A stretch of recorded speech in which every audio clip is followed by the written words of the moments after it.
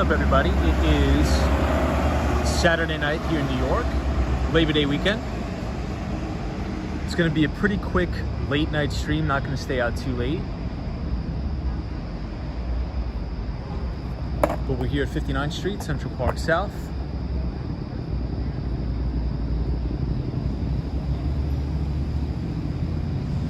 And 6th Avenue.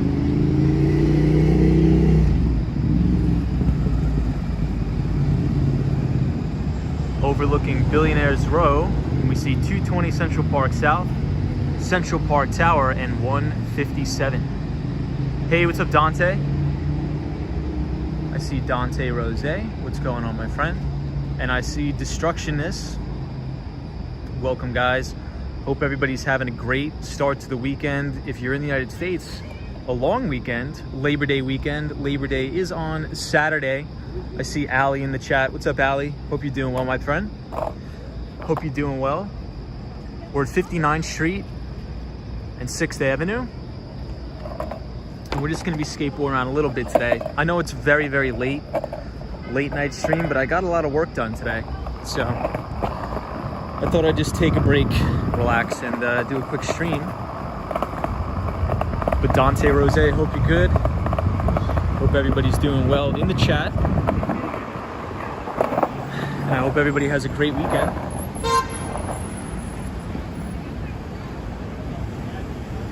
So this is 6th Avenue, Avenue of the Americas, where it's one of the main entrances to Central Park.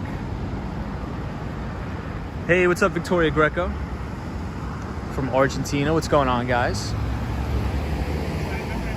Hope everybody's well. We're gonna skateboard down Central Park South tonight.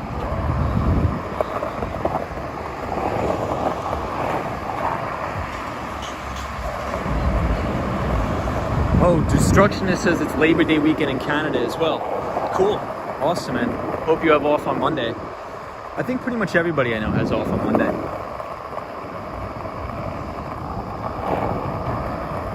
So this is it's called, I believe it's called Central Park or Park Hotel.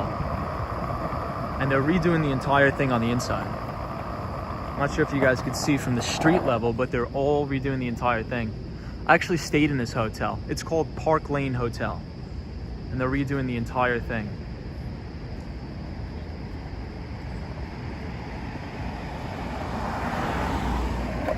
But Victoria Greco, hope you're well.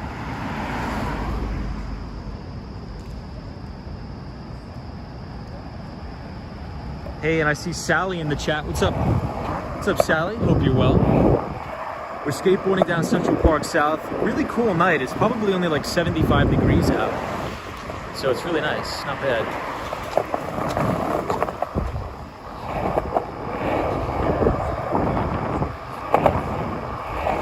There were a lot of people in the city today. I was walking around Central Park. I actually went for a run earlier today in Central Park. There was a ton of people. I think it may be because obviously for Labor Day weekend, but I think the college students are moving back in. There was a lot of people with Columbia University sweatshirts on, so. Hey, and I see Lena Sandoval. What's up, Lena Sandoval? Welcome, my friend. Always good to see you. Happy Labor Day weekend.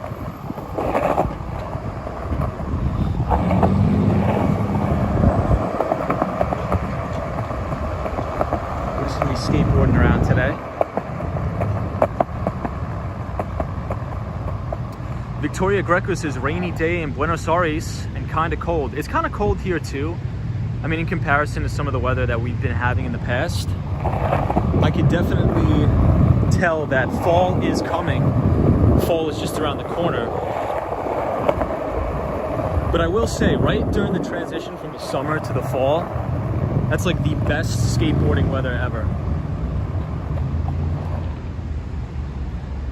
So we're overlooking the Plaza Hotel right here on 59th Street and 5th Avenue.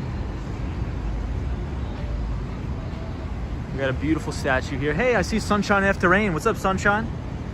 Hope you're well. Hope you're having a good one. Sunshine After Rain. Welcome everybody to the stream. It's gonna be a late night stream tonight, so maybe I'll only be on for like an hour. I was doing a ton of work today, so I thought, you know what, might as well jump on the board and get a quick stream in, get some exercise.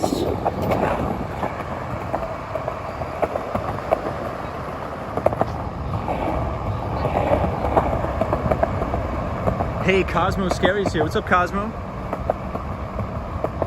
Max, as always, reminds me of Home Alone. I know. Donald Trump actually made an appearance in that movie. Hey, Mr. Sonar says, hey, how are you? I'm doing good, man. Welcome back to the stream. It's good to see you again. I think you're a relatively newer viewer, so it's awesome to see you coming back, my friend. Pleasure to have you.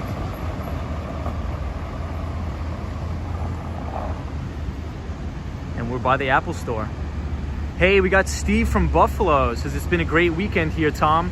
We didn't get to take 31 in K-Town, but we'll go tomorrow. Steve, what's up? So our pal Steve is from Buffalo, New York, which is an upstate, beautiful area near the Niagara Falls.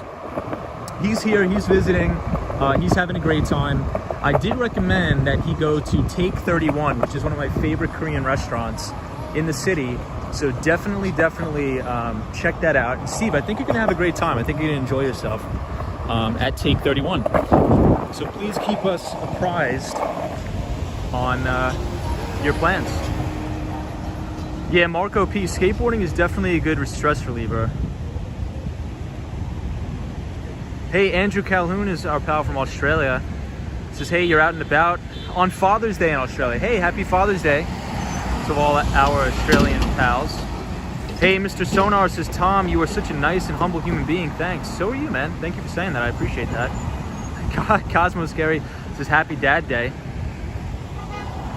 Hot says, hey man, found you during the flood. Thanks for the coverage, boss. Hey, no problem, man. That's awesome. Welcome to the channel. Welcome to the stream. We're finally back on the board. So we usually do skateboarding live streams and talk about finance, but on the weekends we just sort of like to hang out. And I see our friend Mark Davis from Toronto, Canada. Mark, I was actually up near the John Lennon Memorial again today. I was sort of doing a quick jog in the morning, so definitely thinking about you every time I'm up there. Hey, and we got Serbia in the house. Hello from Serbia. What's going on, everybody? Sunshine After Rain says happy Father's Day in Australia. Absolutely. So we're here by the Apple Store, and Mark Davis says, how has your day been, Tom? It's been really good.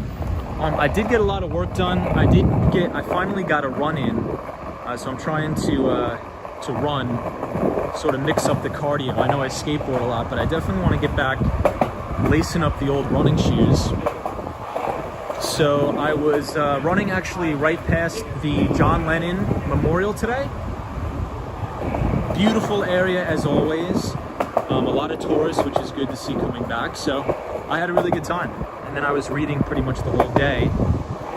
Investors Business Daily, I was reading an interesting article about how a lot of these tech companies, especially in the e-commerce space, are trying to really push a concept that's called buy now, pay later. So that's pretty much what I did today. What about you? All right, guys, so we're at Madison Avenue. I don't know if I want to skateboard down Madison Avenue. Let's think about it. Hold on.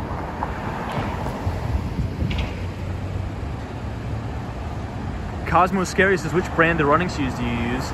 I use Adidas, but I used to use Nike, but I'm a total convert now. Hey, David Kumar's here. What's up, David? Victoria Greco says, how's work? Work is very good. Work is very good. We're making a lot of progress. So thank you for asking. Andrew Calhoun says, oh no, it's raining here and I just sprayed the weeds. Don't you hate that? Absolutely. I mean, I'm not too familiar with weeds being in New York City, but I could definitely imagine. David Kumar says, Tom, isn't it amazing, or isn't it kind of amazing when you think of New York City was pretty much a city with small buildings back in 1800s, and now it's what it is? That's a great point. That's actually a really good point, sort of to kind of visualize that for sure. Max Stevens says, what's the building with the blue top? So he's talking about this building. That's called the Vanderbilt Building, so One Vanderbilt. It's a relatively new building. It just completed construction, I believe, in the fall of last year. And I was reading an article in the Wall Street Journal that it's 97, I think 95 or 97% filled. So, which is good news, which is really good news. So, all good on that front. So One Vanderbilt, one of our favorite buildings. I think it's Ibrahim Zam's favorite building on the stream. So I think everybody really has a favorite building on the stream. Mark Davis is the Dakota, so I have to program the Nightbot every time we pass the Dakota to drop Mark Davis. And then we got Solo 401 for the World Trade Center. And of course, we have the Swan, our pal from Ireland, with the Empire State Building. Hey, James Stewart's here. What's up, James? Hope you're well, my friend. Always good to see you on the stream. Happy Labor Day weekend. Happy Labor Day weekend, everybody. Hey, Jason Gates is here. Just happy Labor Day. My first time ever seeing your stream and channel. Hi. Hey, what's up, man? Well, welcome to the channel. We're skateboarding around New York City tonight. It's an absolute pleasure to have you here. So welcome, my friend, to the stream. We're on East 57th Street and Madison Avenue. So Jason Gates, welcome. Oh, Andrew Calhoun's favorite building is the Flatiron. Well, Andrew, we're gonna go there tonight. We're gonna check that out tonight, so. It's gonna be a chill stream, guys. No stress, just relaxing, skating around. Hey, Maria O, what's up? What's up, Maria O? Hey, Tony Olson says, have you seen where a hurricane is forming near Bermuda? It is supposed to bring a tsunami? Oh my God. I hope not. I mean, keep us surprised on that one, but geez, I hope not.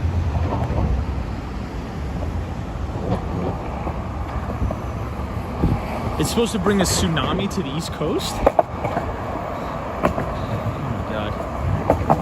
I think I've had enough of the crazy weather. If we have a tsunami, I can guarantee you I will not be streaming. So. But what's up, everybody? It's good to be back, I guess, on a sort of regular streaming schedule. It's nice talking with all of you. So, hope you're having a great weekend. Hope you're having a great Saturday.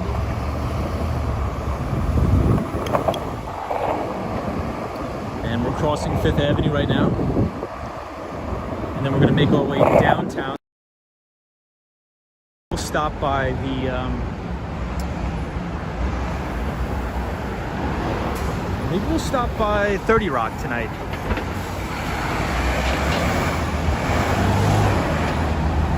War Walker says we missed you.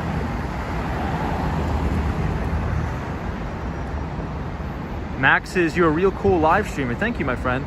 Oh my God, is this the one, the only Dan Russell? Is Dan Russell in the house? What's up, Dan Russell? What's up, my friend? It's not bringing a tsunami wave storm surge. Okay. Oh, so the storm surge, not a tsunami. That's good. But honestly, Dan Russell, sometimes the storm surges can be like, 9 or 10 feet, which is crazy. I remember in Hurricane Sandy, I think it was 15 foot of storm surge in some locations. But let's hope for the best. But Dan, good to see you. Hey, the Mighty Bull's in the house. Always good to see the Mighty Bull. Hey, the Mighty Bull, happy Labor Day, my friend. Always good to see you. Hope you're having a great start to the weekend. Always a pleasure to have you in our company, Mighty Bull. And happy Labor Day.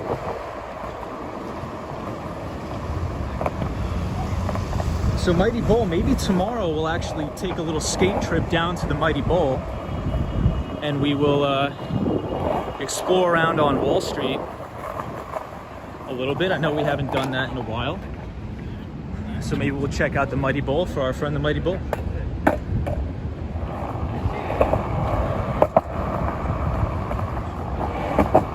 But right now we're just skating on the sidewalks of Fifth Avenue. Hey, Jason Gates is from Cleveland. What's up, everybody from Cleveland? Hey, and I see Rosie in the house. What's up, Rosie? Hola, ¿cómo estás? Muy bien. ¿Y tú? Rosie, we're just headed to I think we'll head to 30 Rock. We'll go to 30 Rock, Rockefeller Center.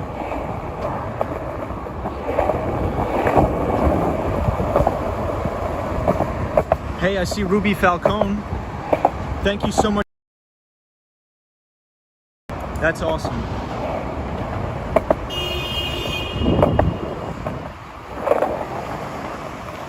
The email was very, very, very helpful. So I do appreciate that.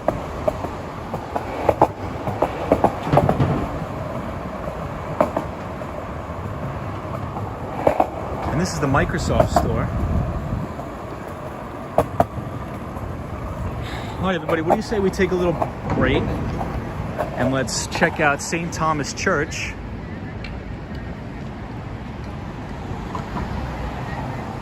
Victoria Greco says great Spanish. Maze Williams says, what is the temperature in New York right now? I think it's probably 75 degrees, but if you want, you could ask the Nightbot. All you do is do !weather space New York, and Nightbot will tell you. Yeah, but so going back to Ruby, really do appreciate that. Like, I'm serious. I really do appreciate the insights. It was very kind of you to give. Hey, Vincent's here. What's up, Vincent? We're at St. Thomas Church. Hey, Fred T is here. What's up, Fred T? What's up, Natasha P? What's up, everybody?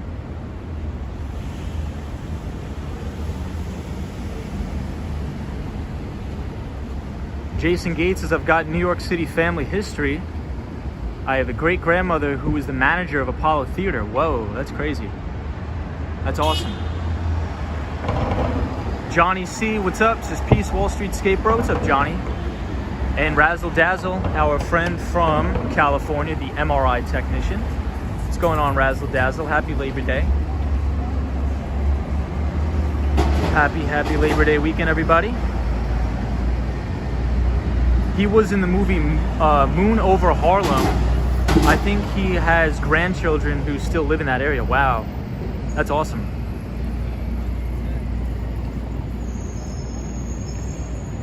And I see Octopus here. What's up, Octopus? We're checking out St. Thomas Church. Hey, Ahmed. What's up, Ahmed? Welcome, my friend. Hope you're well. We're finally back on the board on East 53rd Street and 5th Avenue. So thank you, everybody, for joining.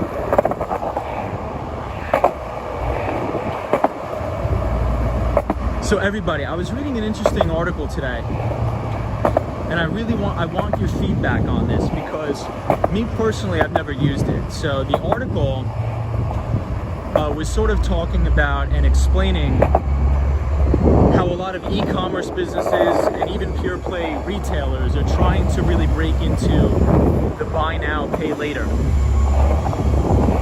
So if you think about a company like Afterpay, I believe Square made an acquisition of Afterpay where you can buy something and then you have technically a no interest loan where you can pay that product off over 4 installments over 4 months. And supposedly it's gaining a lot of ground. So I was just wondering if anybody in the chat has ever used such a feature. Because I haven't used it, but I actually think it's a pretty good idea, because the article says it doesn't affect your credit score and it's a no interest loan, right? So with a credit card, it has 25% interest. So if you think about it, if you just want to do buy now, pay later, you're getting a 0% financing loan. As long as you make the payments, it builds your credit and there's no penalties. So I actually think it's a pretty good idea. I've personally never heard of it or never tried it. So I'm just trying to gauge some feedback if you guys want. Hey, Macy Williams says, dude, you look young in your IG. Thank you, my friend. Hey, War Walker says, yes, some stores like Macy's use Klarna. It helps me a lot. Yes, so that's what they were talking about. So the two main companies, War Walker, that they were talking about was Afterpay and the one you just mentioned. So very, very interesting. I'm gonna have to keep that on my radar. So Square, the company Square, I'm sure everybody knows Square with Jack Dorsey, also the CEO of Twitter. He acquired that company in an all-stock acquisition. Hey, Natasha says she used it to get tickets for the US Open. Wow, that's pretty cool. That's awesome. I am 26 years old. Hey, James Stewart says, buy now, pay later never ends well. It's like layaway. You miss a payment and interest kicks in. Got it, James Stewart. So James, I was reading the article and I was reading into it. I was doing my research on it. Supposedly there's no interest ever. There's no interest in the way that these companies can do it. I'm not saying it's a good thing or a bad thing. I'm just sort of trying to gauge the market research here. But the way they are able to do it without any interest ever, even if somebody misses a payment, is that they charge companies like Walmart or Amazon like 4 points on the transaction. So the thought process is, and I guess the sales pitch from these buy now, pay later companies is, you know, you wouldn't have made the sale if it wasn't for a company like us, right?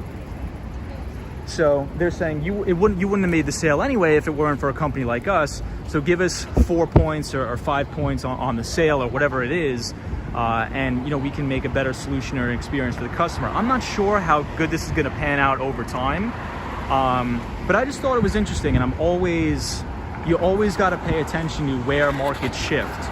Because if you think about companies like Visa, like American Express, Discover Financial, if something like this really kicks in and consumers grab a hold of it, you know, I would have significant concern if I was a majority stakeholder in, let's say, a Visa or a MasterCard or Discover.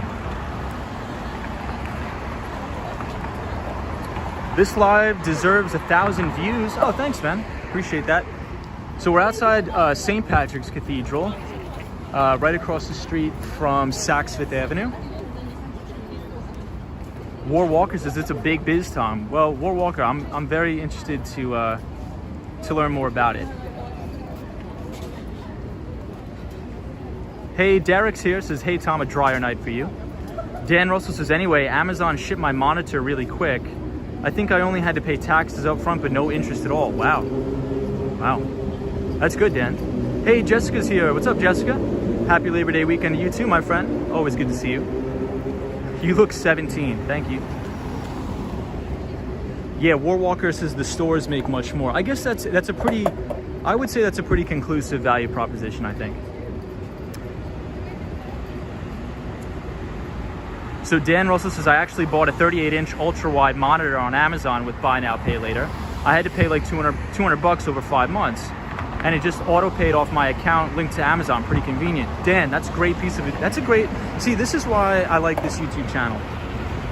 Because it gives a good diverse range of market research. So I've never used these products before. I think I'm gonna try it to see how my user experience is. And I think that's really gonna impact the amount of my total Square position over the next coming years.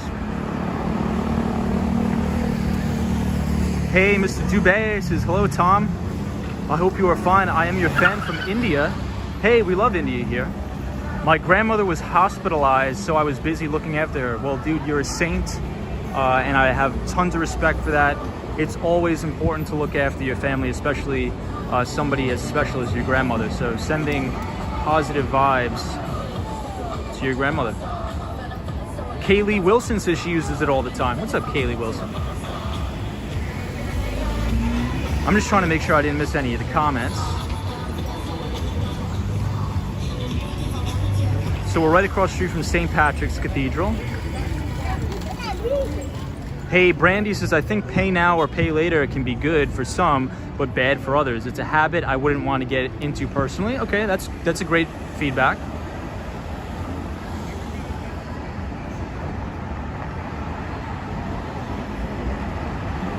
Hey, Estelle, what's going on? What's up, Estelle?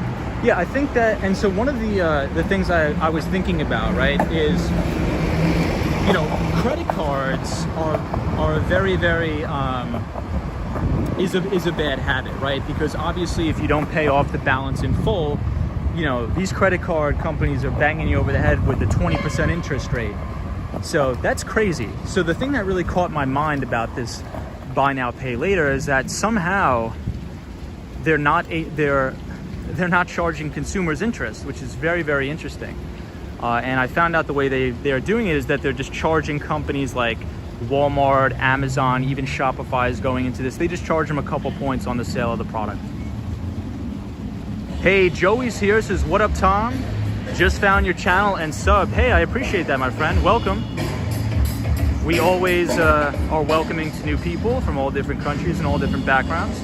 So welcome, everybody. We're here at 30 Rock, Rockefeller Center, looking at the Cause statue. So I'll just show everybody Rockefeller Center. Haven't been to the top of the rock in a long time. Maybe we will have to do a stream from the top of the rock before I move to Miami. Our pal Estelle says, hey, I'm good, thanks. Not much, it's Father's Day here and in lockdown in Melbourne. Hey, happy Father's Day in Australia. Hey, Out and About is here. What's up, Out and About? Another friend from Canada. Out and About is our pal from Toronto, Canada. Please check her out. Please check her out. I always enjoy Out and About's content as well. She says before it was called layaway plans. Gotcha. Hey, Derek says, why are you going to Florida for work? Well, so I think one of two things, and I won't really go into it because I think we've covered it quite extensively on the stream. But I think what I want to do is set up two main primary headquarters or locations. Number one, I want to do it for tax purposes. Number two, I don't like the snow. And number three, it's very easy for me to commute back from, because it's only about a 2.5 hour flight. So New York, or have to attend to a family issue or something like that, or come to a family event, I can always just fly back to New York relatively quickly and extremely cheaply as well. So let's take a look at the Cause statue for our friend Andrew Calhoun. We haven't seen it in a long time. Hey, K Wade says, Tom, what kind of work do you do? IT? Yeah, I'm in tech. I work in tech. K Wade. What's up, K Wade? What's up, Mighty Ball? Andrew, check it out. So you have the Cause statue, and it's holding a miniature Cause, which is kind of cool. It's awesome. So Brandy says, what was the article you read, Tom? So every single Saturday, I get a paper that goes by the name of Investors Business Daily, or IBD Weekly. And the cover story today of IBD was about buy now, pay later, and how a lot of companies like Amazon, Walmart, PayPal, and Square are really trying to break into that business of buy now, pay later, because it's saying consumers are gaining traction. So the amount of buy now, pay later transaction volume, I think, was up about 80% year over year. So it's something we got to put on the radar. It's what I always say, put it on the radar, watch it, because one of the things I've learned is you never want to be the first person to do something, right? Because I think when you're the first person to do something, the risk is the highest, but also the reward is the highest as well. But when you start to see proof of concept, like a little bit of a proof of concept, that's when you want to dip your toe in the water, because it's just gaining momentum. That's where I think is the risk reward ratios are really skewed in the favor of the investor. And I think, so it's, you don't want to be the first to the game, and you don't want to be the last. You sort of want to get there like right when the trend is coming. It's sort of like you go with the flow, you go with the trend. So here we are at the Rainbow Room, the observation deck. Hey, Tom is here, says, hey, it's me again from London. Hope you're well, bro. Hey, thanks, man. Thank you so much. Joey says Square was a buy. Says, hey, hello from India. What's up? Hey, Ibrahim Azam is here. What's up, Ibrahim? What's going on, Ibrahim? Hope you're well. Ibrahim, how's everything with school, bro? Is everything? I hope everything is going well with you. Ibrahim has been a member pretty much since day one of our first subscribers, and I think he's going back to school now. So wishing him well. Wishing you well, Ibrahim. Hey, No Name's here. Hey, what's up, No Name? No Name, I believe, is a newer viewer to the channel, always has great insights. So we're passing the Magnolia Bakery here. Very, very famous bakery in New York City. There's also one on the Upper West Side. I usually go to the one on the Upper West Side more so than this one. Mainly because this one, during the day, especially when it's open, has a crazy line.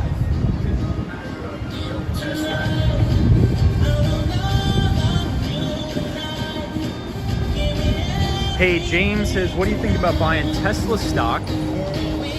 Well, I think it's probably the leader in that industry group. So if you're trying to get exposure to electric vehicles, I think Tesla is probably it's called the industry leader, right? So if you're looking to invest in a specific sector, I always would advise, I mean, myself personally, I like to invest in the industry leader because it's more proof of concept, things like that. But overall, I'm very bullish on electric vehicles overall. So I hope that answers your question.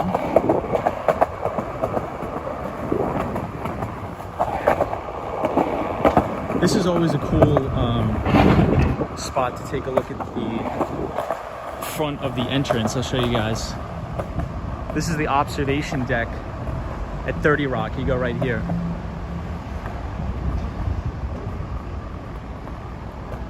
Hey, check out this piece of artwork. This looks beautiful, guys. I want to show you. Check it out. Hot says, aren't NFTs huge for money laundering? They could be, yeah. Maisie Williams says, what do you do for a living? I work in tech. I work in tech. Derek says, what will be your YouTube screen name for Florida? What will be your Florida screen name? The same, Wall Street Skate Bro. Hey, Prince Charming says, will you be doing live on Halloween? I think so. I think I will. Either I'll be doing that in Miami Beach, or right here in New York. Tom Thorpe says, thoughts on buying NFTs and JPEGs? So here's what I think of that. I do think there's a lot of traction in that, but I think it just has to do with like the creator and what you like.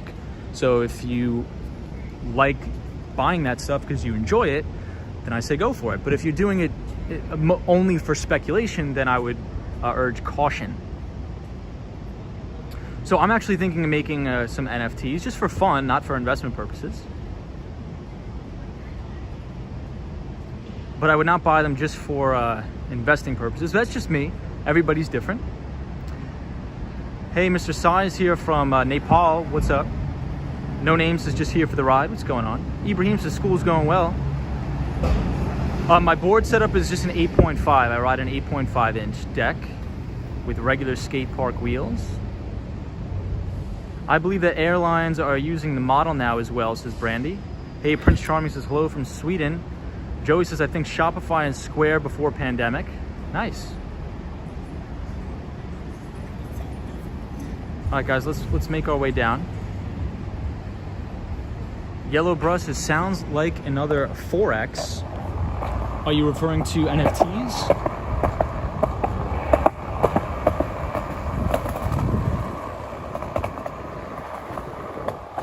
Yeah, so NFT stands for non-fungible tokens, and you know, there's every time you have some sort of a new emerging. I'm trying to find the right choice of words here. I don't want to use technology. I want to use, let's say, trend. I think there's always going to be irrational exuberance, right? So you have JPEGs of rocks selling for $30 million. Do I find value in that? No, I don't personally, but maybe somebody does. So usually if there's something that I don't understand, I usually just don't invest into it and I just sit on the sidelines. I think the most important thing and one of the most core concepts of investing is if you don't understand something, you don't have to buy it. You don't even have to pay attention to it. So there's always a lot, Peter Schiff, the owner of Euro Pacific Capital, that for 10 years, 90% of all his podcasts that he puts out are just about, complaining and whining and complaining about how Bitcoin and cryptocurrencies are a scam. And I don't really see any value in that, because if you don't understand something, just don't let it get to you. Don't let it bother you, right? That's sort of my investing approach. So if I don't really understand something and I'm not really interested in it, I just don't even let it fill up any mental real estate in my mind. I just have no feelings towards it.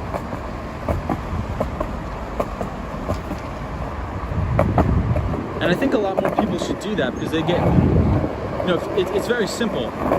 If you don't understand something, don't invest into it. And now you have all that free mental capital to really double down on the things you do know about. Right? So, yeah, the NFT scene is crazy. Do I think it's going to stay like that forever? No. It'll probably go through its cycle with the boom and bust. And a lot of these things will become worthless, and then a new cycle will start again, and people will get all crazy about it, and then the new cycle starts again.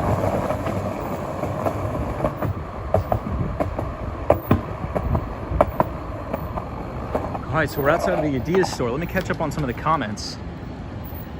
Hey, Gerald Lee's here. Says, hey, Tom, Wall Street Skate Bro. This is a pleasant surprise to see you live. What's up, Gerald? Estelle, my weekend's been very good so far. What do you think about Chamath Palihapitiya? I think he's pretty good.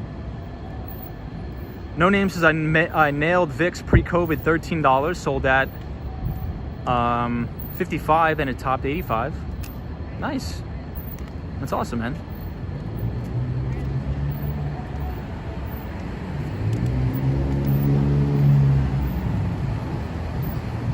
Capital Post says NFTs are the future. Yeah, I think I do. So where I do see value in NFTs is for individualized, independent artists to better monetize their work, and where it can be verifiable, right? So if you have, individual, independent digital creators that are artists or anything like that, it allows them for additional ways to monetize their work. And in the traditional sense, if you think about artwork, like physical artwork, it actually tends to outperform traditional investments, just like the S&P 500 over time. So to think that maybe digital artwork could gain some serious traction, I don't think is such a crazy supposition. I really don't. It's just, as of right now, I don't understand it enough to make any sort of hard investment. Yeah, Brandy says you love Buffett's concept of circle of competence. Yep. Hey, John Doe says, cool video, looks good on my TV. But I'm actually thinking of making some NFTs, just for fun, not to like make money off of or anything, but just to put up on the site. I think I'm gonna make a Wall Street Skate Bro NFT, and maybe some doodles of me doing like some skateboard tricks and things like that, just for fun.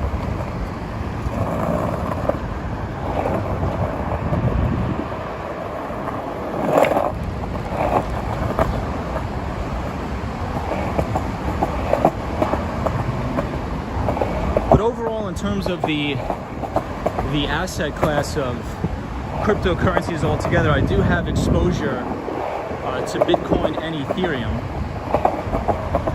which are positions I've held for a long time and really haven't added to them. So my view on cryptocurrencies is there's a strong possibility that Bitcoin will become the digital gold and a store of value. So based on my conviction level, I allocate a percentage basis of my overall net worth. So let's say, for example, the allocation that I've concluded would be sufficient is 1%. So depending on however my net worth fluctuates up and down, I either sell Bitcoin to keep it within that 1% allocation, or I will add to the position and buy more to keep the allocation in check to the 1% allocation. And then I don't really have to think about it. So if it goes to 0, that's fine. My risk was defined to 1% or whatever it is. And if it goes to 1 million, that's okay too. My upside risk was defined to 1%. So we're coming across the Stephen Schwartzman building. And Stephen Schwartzman made all his money in LBOs or leveraged buyouts. So you could think of him as one of the original Wall Street titans that made an enormous amount of wealth through the practice of leveraged buyouts, or LBOs as they call it on Wall Street.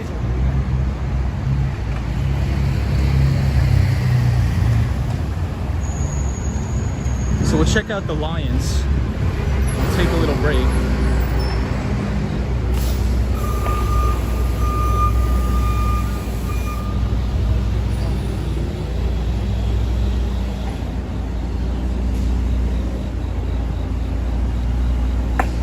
On some of the comments.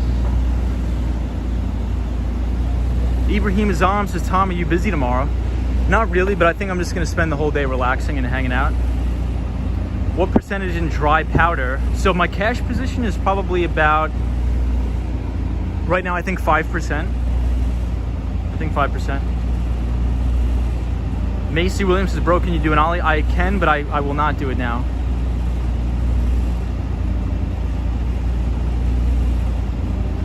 MD, what's up? Gerald Lee says, Tom, is it true that Buffett made 99% of his money after 55?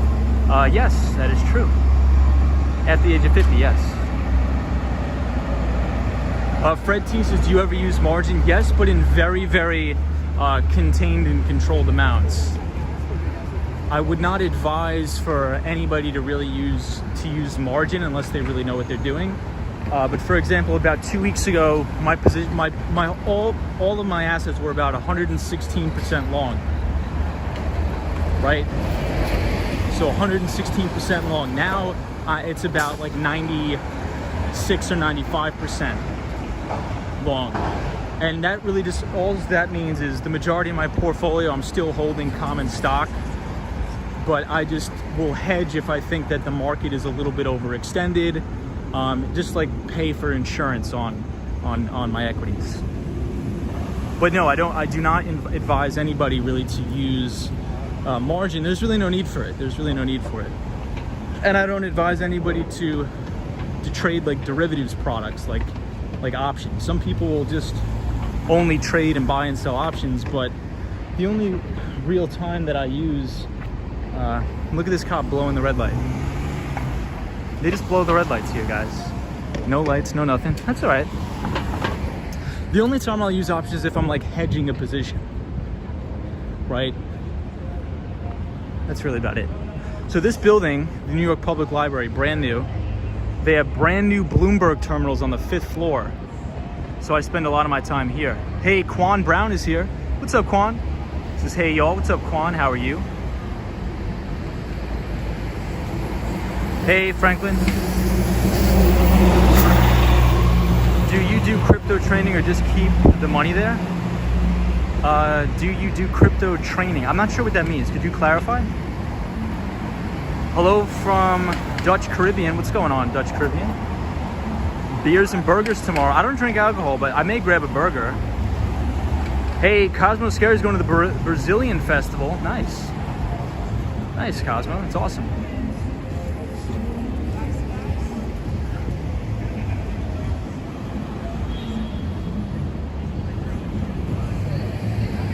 So maybe let's check out Bryant Park, but I know it's closed, but I sort of want to walk around. I really like Bryant Park. Hey, Sally says, nice, Tom, it's a beautiful night. Yeah, Sally, it's really nice outside. So there's one thing I've noticed over the past couple days is that I can almost smell like the fall in the air. I'm not sure if anybody really knows what I'm talking about. But you can almost smell it in the air. It's very nice. Oh, do I trade it? No, I mean, I usually, so my thesis on something like Bitcoin is I think it could possibly be something like a digital gold, for example, right? So I really don't bother like trading it. I just keep my allocation in check depending on the fluctuation of my overall net worth, if that makes sense. So if you commit to saying, okay, I'll have a 1% allocation, right? Depending on if the portfolio goes up or down, you can trim that allocation or add to it just to keep it in check.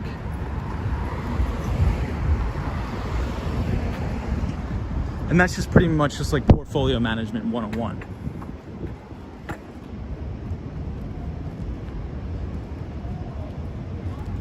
Victoria Greco says you're waiting for spring. Nice. Hey, Bryant Park does look to be open. Let's take a little walk around. Love Bryant Park. So this is Bryant Park Grill.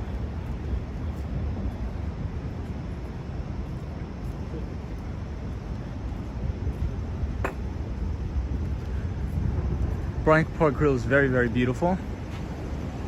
Very, very nice place. Mr. Hernandez says, I love Bryant Park. It's a beautiful place. My favorite place in New York. It's one of mine too, honestly. Really, really beautiful Bryant Park. And I will say one of the reasons why it's my favorite is the maintenance, right? They really do a good job of keeping the park clean and safe. So that's one of the reasons. And check out how amazing the lawn looks. Like the lawn looks super green and nice.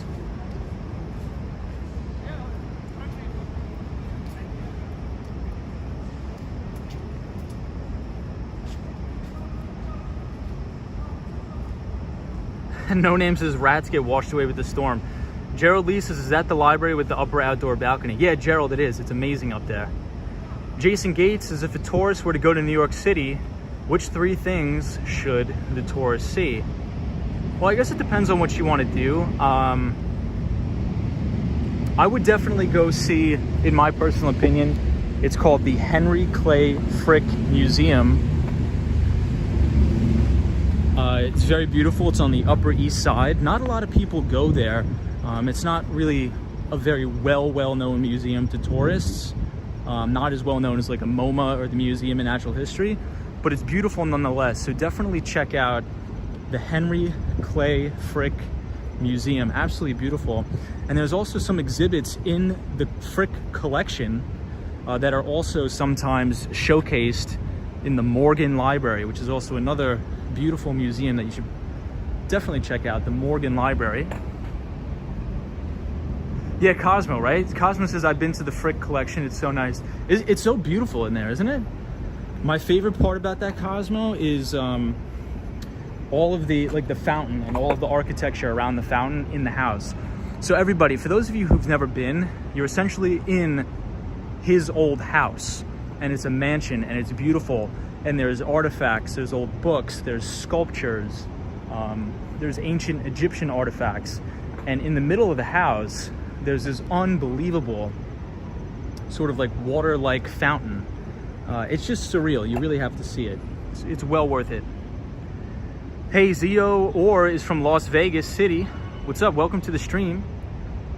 Oh yeah, that's another thing, guys. I just want to thank everybody so much for watching the channel, subscribing to the channel. I just looked at my YouTube notifications and we hit 100,000 views on YouTube, which is really just unbelievable. Really unbelievable. So I really want to say thank you to that. So appreciate that. That's unreal that 100,000 people would want to take a look at the stream. So I really do appreciate that, guys. So hopefully all those 100,000 views, you guys have enjoyed it over the past couple months. Hopefully, you learned a thing or two, and I really appreciate you guys as well. Gerald Lee says that's the library where Carla and James was the other day on the balcony live streaming. Wow. It's beautiful up there, Gerald Lee. Gerald, you gotta go there. And if you're interested in finance, take a trip up to the 5th floor, because it's the new International Business Center and it has brand new Bloomberg terminals if you want to use the Bloomberg terminals for free. So right now we are overlooking the Bank of America Tower as well as Salesforce Tower.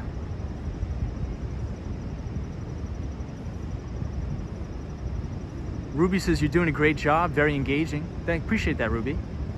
Sunshine After Rain says, sure, Tom. Thank you. The light has returned.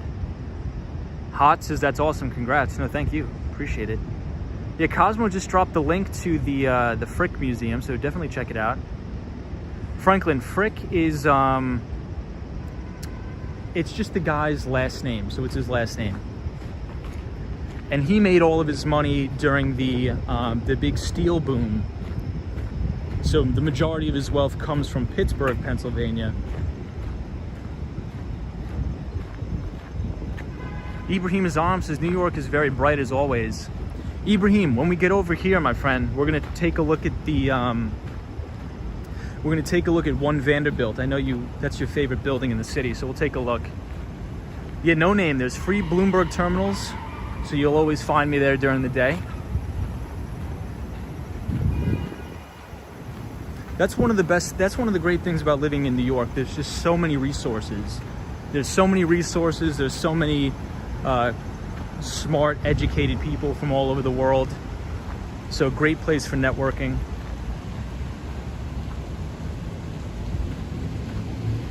Hey, we have the one, the only, the legend, L the original in the chat. What's up, L? Hope you're well. Happy Labor Day to you as well, my friend. We're here at Bryant Park overlooking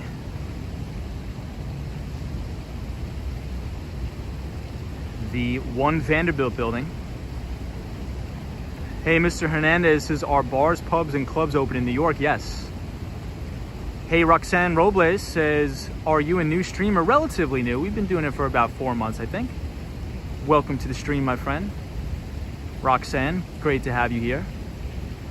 Andrew says, I haven't seen any of the Frick collection, and I think the park is closed. Okay. Okay. Have a good Labor Day. You're not supposed to be here. I know, I'm leaving, but have a good Labor Day. I'm just saying have a good Labor Day. Okay, so no good night, right? Okay, happy Labor Day.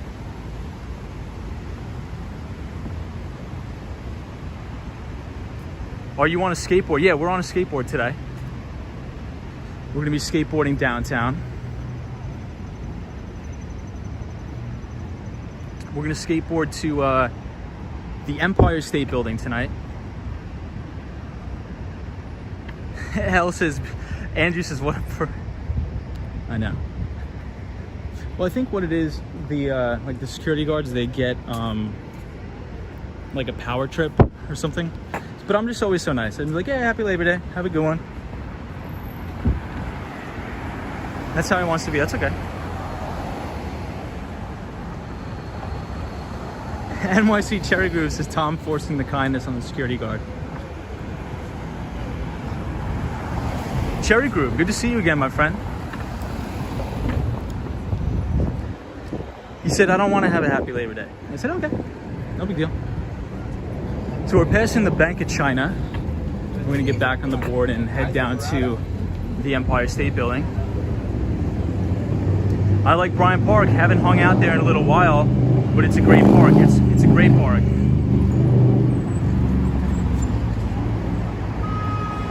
Take us to Times Square, please. I can't, not tonight. I'm not a big fan of Times Square. I don't really like going there. Hey, thank you, Roxanne. I appreciate that. Roxanne Robles, thank you so much. I appreciate it. We're very, very happy and honored to have you a part of the chat and a part of the stream, my friend. So welcome, and I hope you have a fantastic weekend and an even better Labor Day. So thank you so much. Hey, Esther Bazan is sending greetings from Mexico City, Mexico.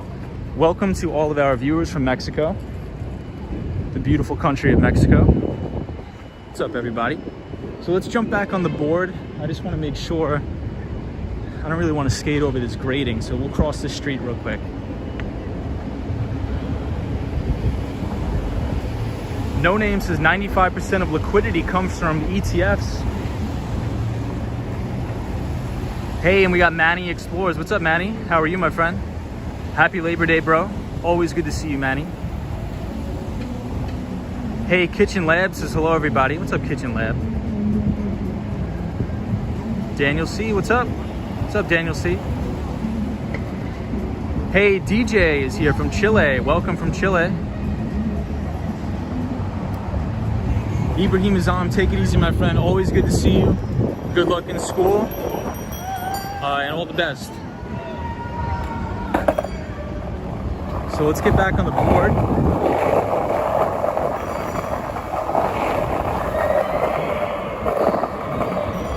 But Ibrahim, have a great week at school.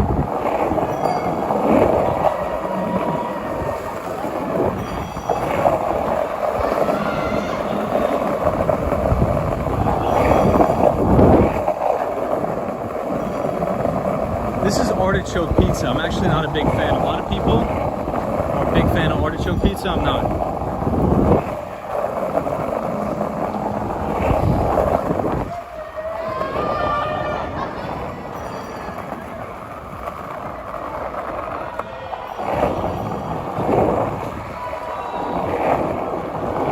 All right, so we're on Broadway and 38th Street. We're gonna head down.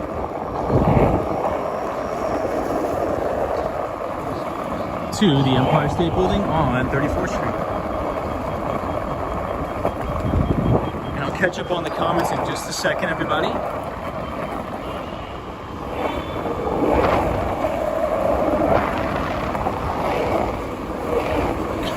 But welcome to all the new viewers. We have a lot of new people joining the channel.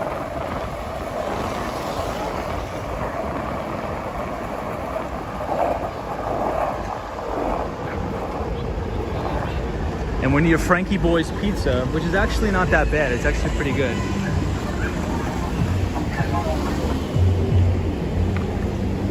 No Name says, where's the accent from Brooklyn? No, I'm not from Brooklyn, no. I'm from Long Island, New York. Prince Charming says, where's the New York Public Library, excuse me.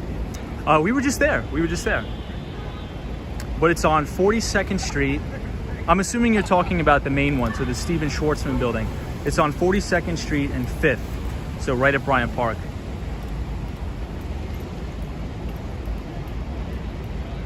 Is that my limo up there? Close. Andrew, we're close to the limo, my friend. Close, I promise. Someone help me speaks English, please. Franklin, I think your English is pretty good, dude. I honestly think it's pretty good. I guess the only piece of advice that I would give for learning English is just maybe like do what you're doing now, like interact with people in different chat rooms, try to speak English as much as possible. But I think you're doing a pretty good job. From what you're typing, at least, I can understand it perfectly. So keep it up, man. So we're going by the Shake Shack. Not a fan. However, we're about to see an amazing view of the Empire State Building.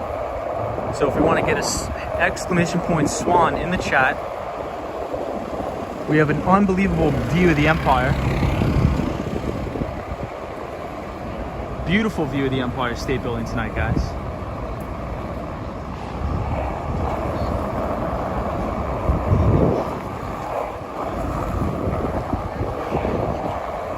Right here, 34th Street, Herald Square at the Macy's. ZOOR says, how are you? I'm doing very good. We're just relaxing, doing a late night stream here in New York, so welcome everybody. Thank you all for joining.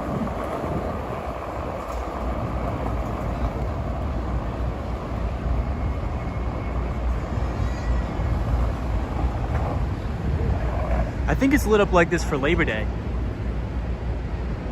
Tom, now that you made a few milestones in YouTube, is it tradition for you to eat on stream? It is tradition for you to eat on stream. Maybe, we'll check it out. Hey, Josie, what's up?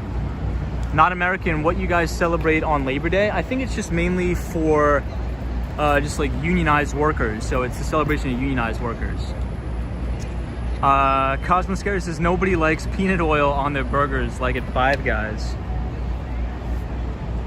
Hey, Frank Garcia says NYC looking good tonight. Nice live tour, my friend. Cheers from London. Hey, Frank, what's up? Hey, Grant Stenton says, does the Empire State Building change color at all? It does. It changes often. And so everybody, Grant is from New Zealand. So a good viewer from New Zealand. Marvin says, will the Dow hit 40K? Probably. Hey, Yolanda Hicks. What's up, Yolanda from Brooklyn, New York? G1 Maz says, did you ever shop at Century 21? I never shopped at Century 21, but I actually used to work at the Express. I used to work at the Express in Times Square, and it was one of the worst experiences of my life. Hey, what's up, Lupe? Fred T says, I always wondered, how do you read comments while skating? Very carefully, very carefully.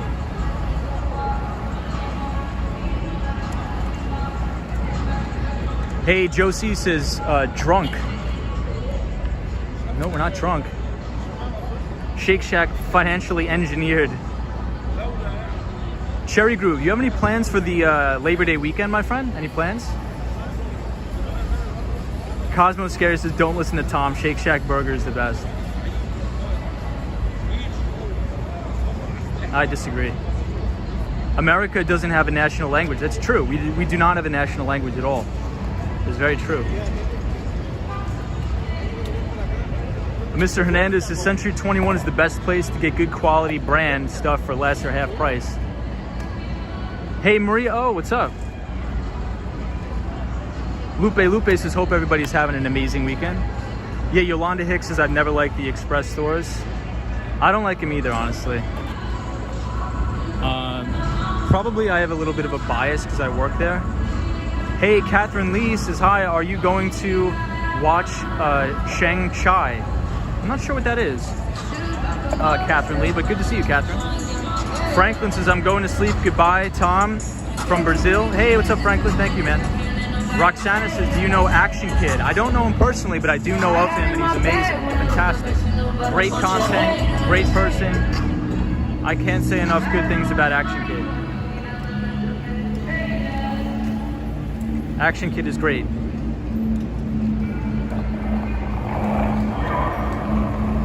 I got to see a good bit of LA because of Action Kid.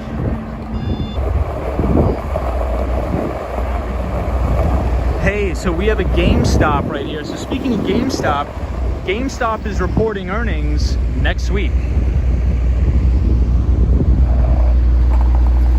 I think analysts are expecting them to do about $1 billion worth of revenue on a 19 cents EPS loss. Washington says, hi, Skate Bro, watch out for potholes. Thank you, my friend. Tux Brown. Hey, what's up, Tux?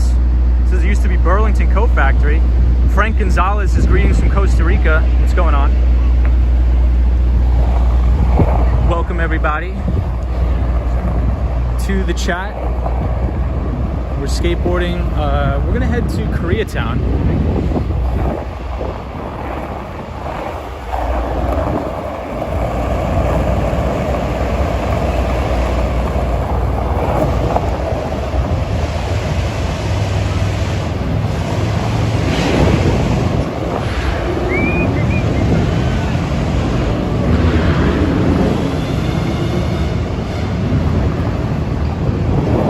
Koreatown.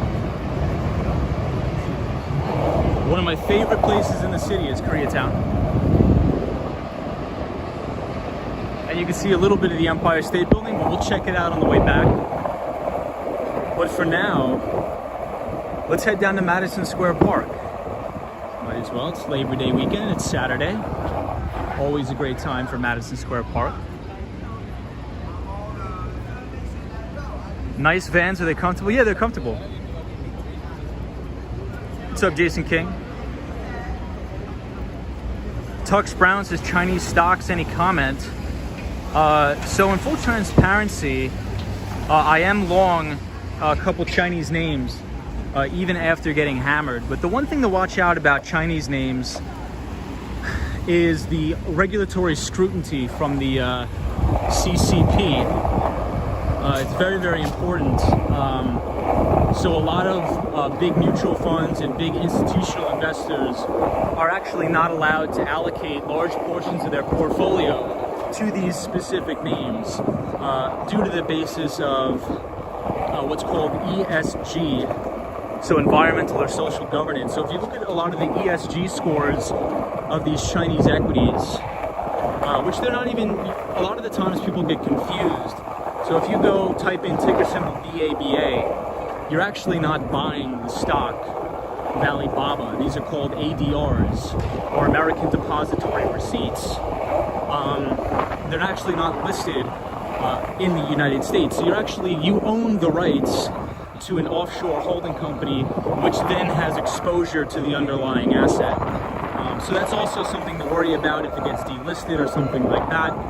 But I would keep my allocation extremely low to Chinese stocks, but I would always have an allocation. Just because, you know, the sheer humanity of the people and the projected economic growth creates the risk-reward ratio to be suffice enough for the investment. So hopefully that answers your question. And these are just my opinions, and my opinions really don't mean much. Hey, Leah's here. What's up, Leah?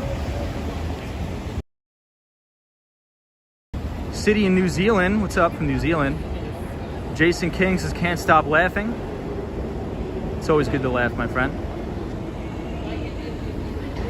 Jason Gates says, I like how New York City has so much life and it's midnight. I know. Fred T says, have you ever bought the ape stocks? No, I have not. What's your favorite St. Mark's restaurant? My favorite St. Mark's restaurant is this ramen place. It's very affordable. It's like $9, and you get really, really good ramen. I forget the name of it, but we may skateboard past it tonight. So remind me if we're in St. Mark's Place tonight. We'll take a little skateboard around.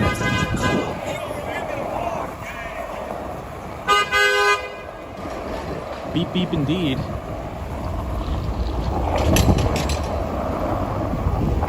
All right, everybody, this is the Smith restaurant, and there's also another, the Smith, on the Upper West. 66th Street by Lincoln Center.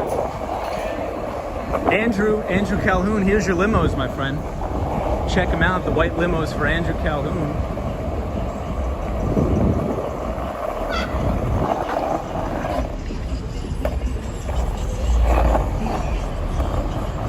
There's always so many limos around this part of town.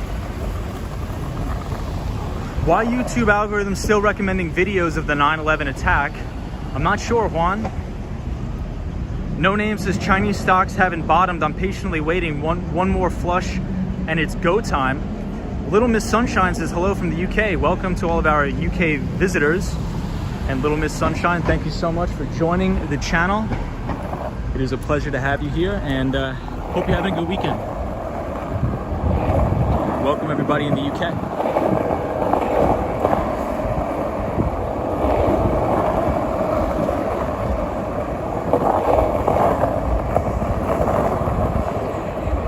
This place is supposed to be a very good chicken spot. I've been here once, and I can confirm that it's actually pretty good, but it is very pricey.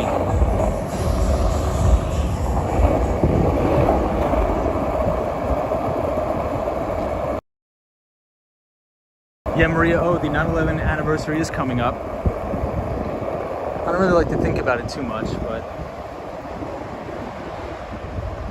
Mr. Hernandez says, what are the best places to eat in New York City? I would say if you like Korean food, go to Take 31. If you like Italian food, go to Becco, B-E-C-C-O. If you like Thai food, go to Sen, S-E-N-N.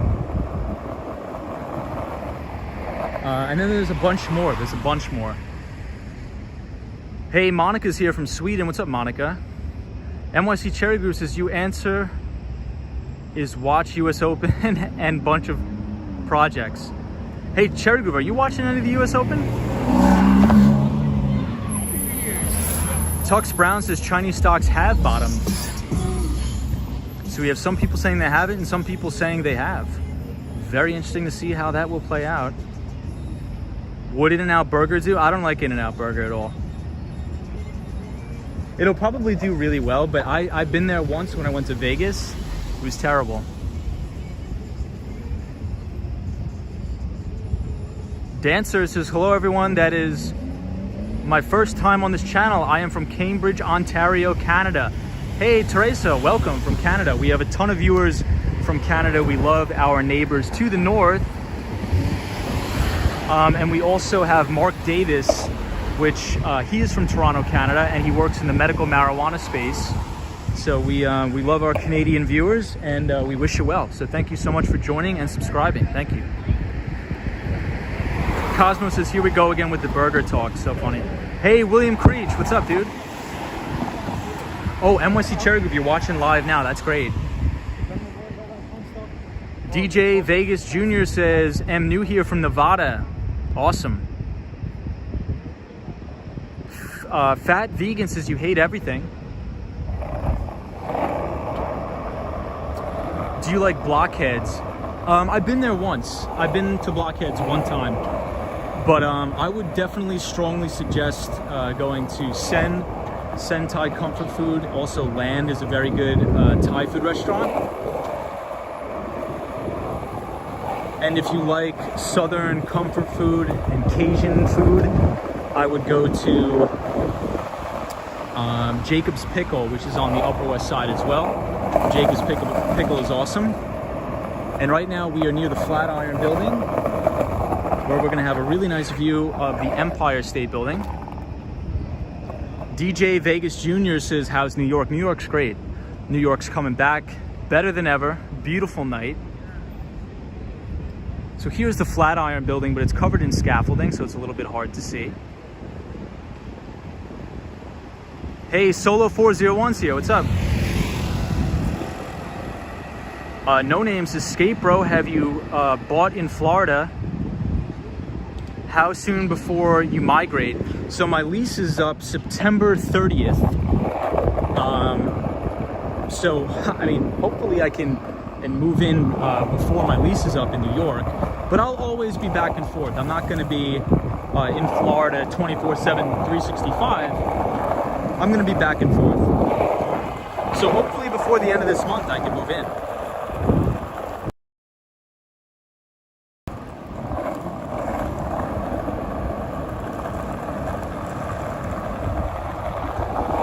Wow, this is a great view of the Empire State Building from the Flatiron Building.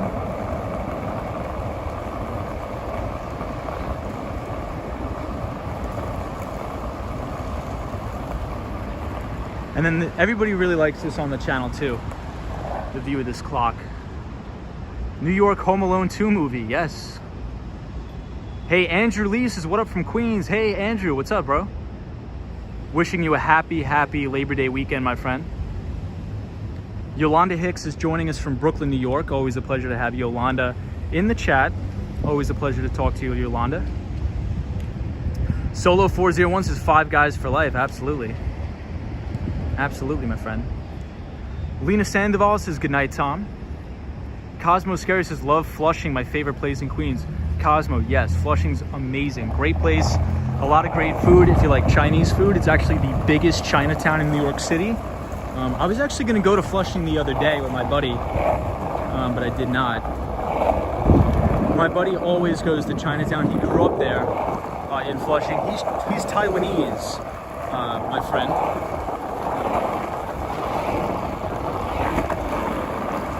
And this is that Harry Potter store. I'm not a big fan. I've never watched Harry Potter before, but I'm assuming it's pretty cool. So for anybody who's a big fan of those movies or those books, you can check it out by coming to East 22nd Street and Broadway in New York City. Mr. Hernandez says, love your vibe. New subscriber here. Thank you so much, my friend. Thank you, everybody, for subscribing. We always love to have new members to the community. It's a pleasure talking with all of you. Wow, check out this view of the Empire.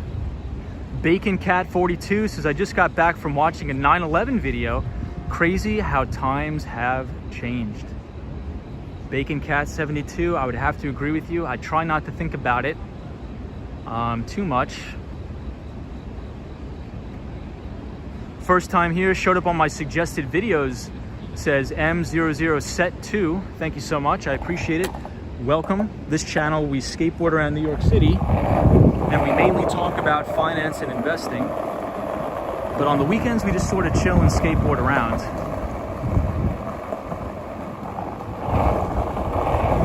Yeah, my uncle was in Local 14, which is the Union of Operating Engineers. And he was down at 9/11 Ground Zero for about 4 weeks after the attacks happened, helping up the cleanup and rescue operations.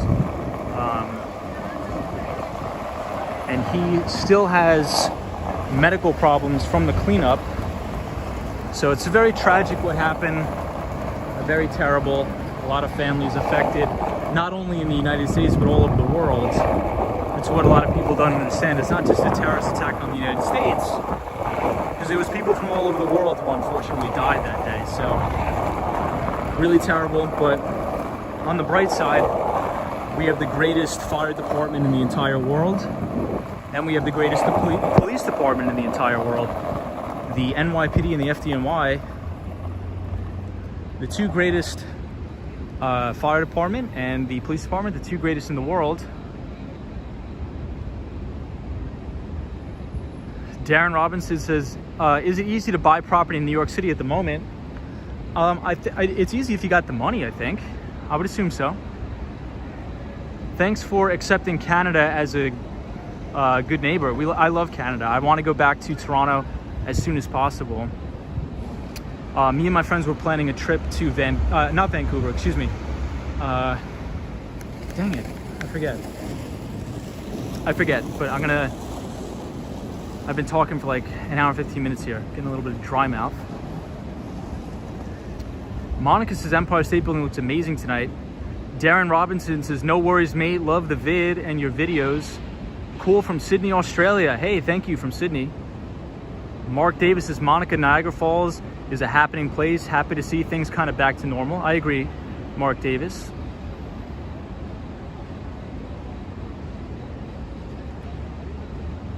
Marvin Engel says, why do you think lights are on in the office building? I'm not sure. I think they just keep like the lights on in the hallways.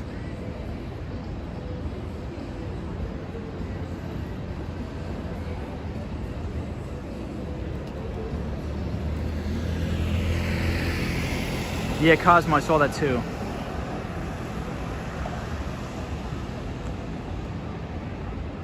I'm just trying to catch up on all the comments, guys. Hey, Wall Street Skate Bro, new sub here. I'm from Ohio. How often do you stream live? Says Egg Neck Face. What's up, Egg Neck Face? Welcome from Ohio. There's a lot of people that I met in college that moved to New York City from Ohio. There seems to be a lot of people that come to New York from Ohio. So welcome, my friend. Pleasure having you on the channel. We try to stream 3 days a week to 4 days a week, and we mainly skateboard around New York City and talk about finance and really anything that comes to mind. So during the weekdays, we usually have a specific topic highlighting a specific equity or a topic in the market. But on the weekends, we just hang out and we stream and we skateboard around the city. So thank you for joining. It's a pleasure to have you. Darren Robinson, how is the COVID in New York City? Is okay or a lot of cases? I think cases have been ramping a little bit. But I believe New York City is one of the most successful major cities in America. I believe we're almost at 75% vaccination rate now. So the people who are getting sick are staying out of the hospital, which is very good news. Marvin Engel says Vegas is Pahrump.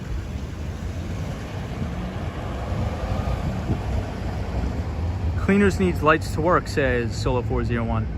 No Name says, how often do you stream? Probably 4 to 5 days a week. Jay says Empire State Building celebrated 90 years back on May 1st. What's up, Jay? Hope you're well.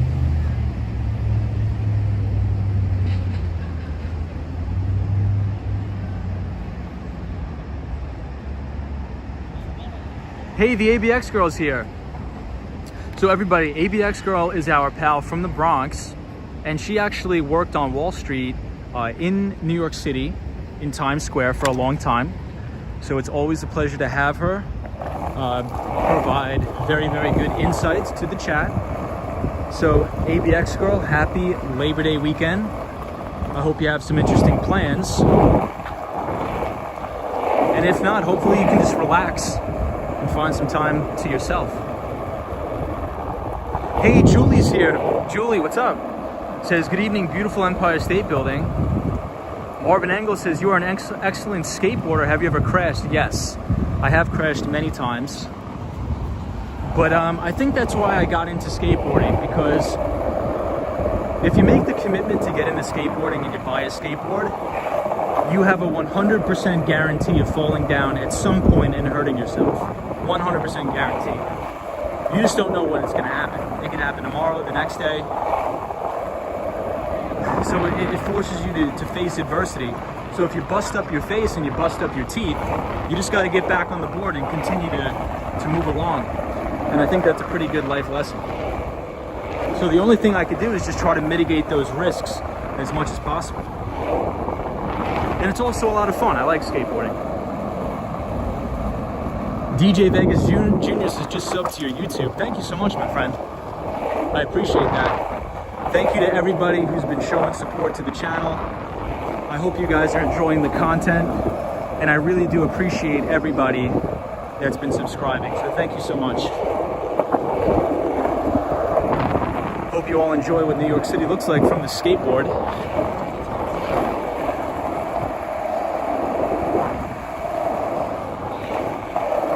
So when I move down to Miami, Florida, we're going to be doing some late night streams on the skateboard, cruising through the financial district in Miami.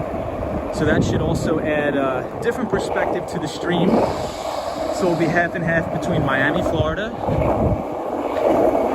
and New York City.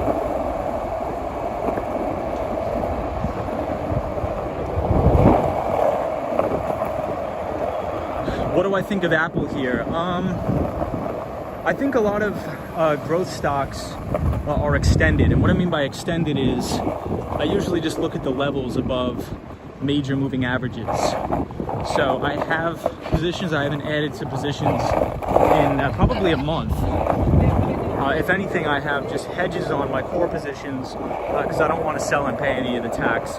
So if I can pick up, let's say a 10 lot of puts, or just sell calls at the money to hedge whatever position I have in individual names, I'll do that. But as of right now, I'm not buying anything new. I pretty much just have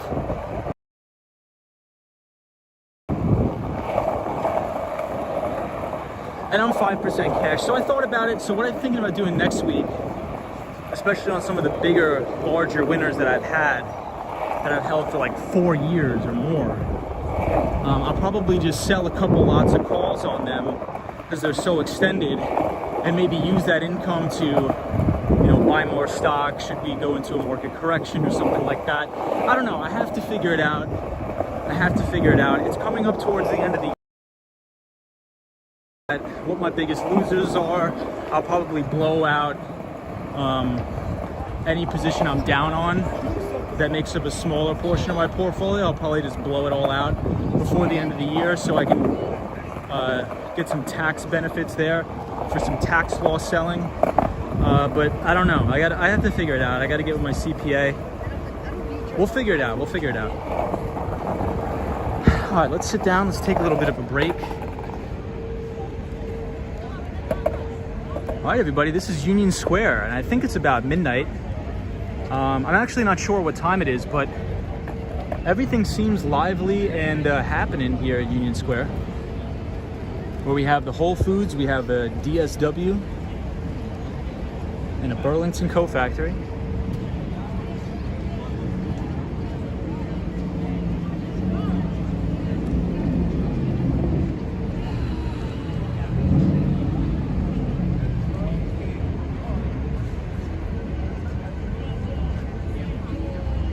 Maryland says Florida has no state tax, save money. Stephen Grassi says, like your videos, don't agree with your burger preferences. That's okay, man. Hey, look, I just really like Five Guys. I'm a huge fan of Five Guys. Hey, we got some skaters over here. There we go. Kudos to them. Kudos.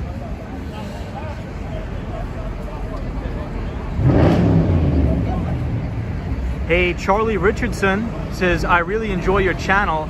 It is fun and intellectually stimulating at the same time. Hey, Charlie, thank you for saying that, man. That's really nice of you. I appreciate the kind words, Charlie, and I I hope you're having a great Labor Day weekend, my friend. So welcome to the channel. It's a pleasure to have you here, and I hope you're enjoying.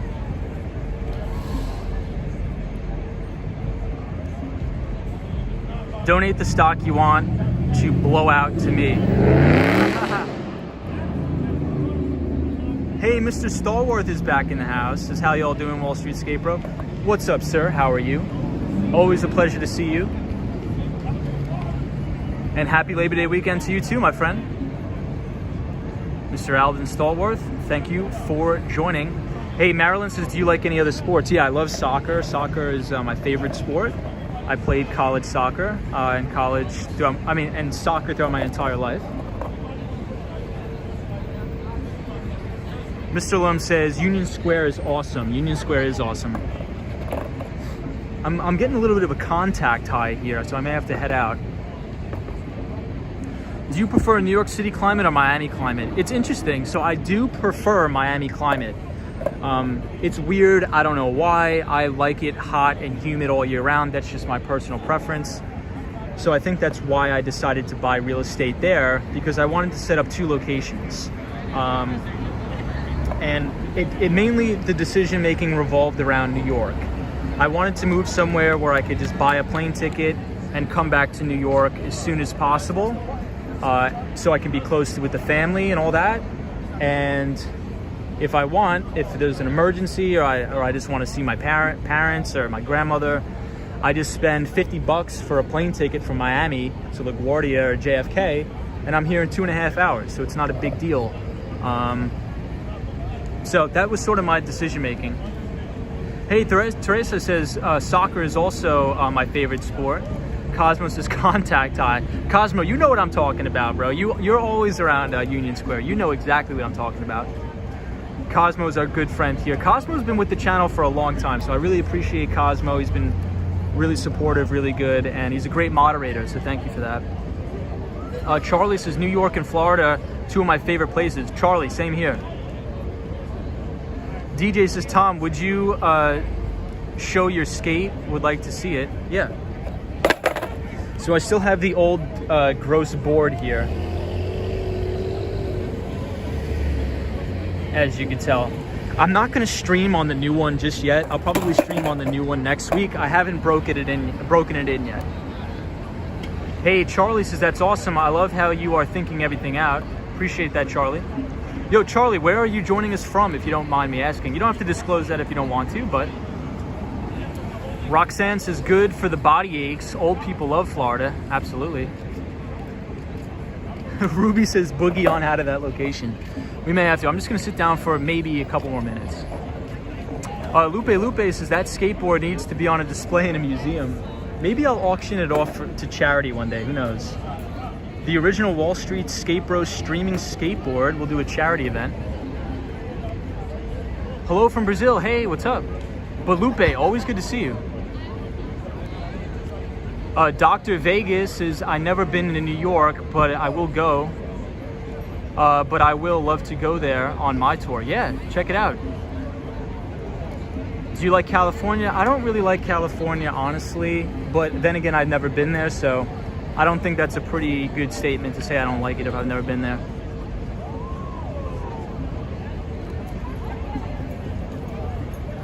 I am not a big fan of humidity. Florida humidity kills me. Yeah, so that's a good point. I mean, it just depends on what you like, right? You need to buy real estate in a place where you think you would want to live long term.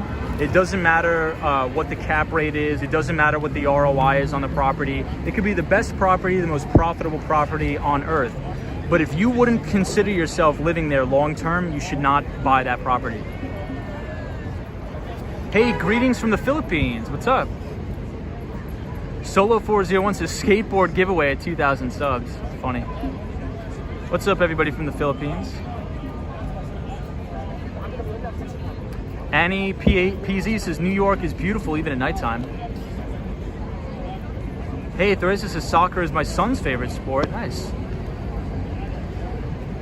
Cosmo Scary says, yup, I saw a table at Union Square where they were selling bud next to a pot plant. put out in the open. New York has changed. Yeah, I think it's legal, isn't it, Cosmo? Or it's at least it's decriminalized. No Name says Jerome Powell took one economic class. True fact, says No Name. Jay says anyone can get secondhand high in this park. I know. All right, everybody, let's move on our merry way here. Marilyn says origin of Labor Day related to a tragedy that happened in 1911 at Washington Place in Village. Terrible safety conditions. Fire, garment workers could not get out. This led to changes in labor laws. Thank you for that. That's really cool. Ravi says, why is everybody moving away from New York? I mean, I don't know. I think it's just like a lot of tax reasons. I think the government is no good. But I will say this. New York is never going to decline, in my opinion. Again, this is all my opinion. And I say a lot of negative things about New York as well. But overall, there's no place to be like New York City. And that's just the fact. That's just a fact. So businesses will always be here. There's people that are always going to want to do business here. So I think New York City is going to be fine over the long term. I don't agree with any of these people that say New York is dead or nobody wants to be in New York, because according to my observation, and I'm skateboarding at about 1 o'clock in the morning, there's people all over the streets. Show me another city that you know where people are out having fun, hanging out at 1 o'clock in the morning. So, Irevis says, hi, I missed most of the stream. I will catch the replay. Irevis, how are you? Always good to see you. 1930 tragedy was the worst mistake. That's what No Name says. Cosmo Scary says, they are, and according to a 2020 census population, it is at an all-time high, says Cosmo. Oh, you're from the Caribbean. Awesome. All right, guys, let's head back uptown. I don't want to go any further because I'm a little bit tired, to be honest with all of you.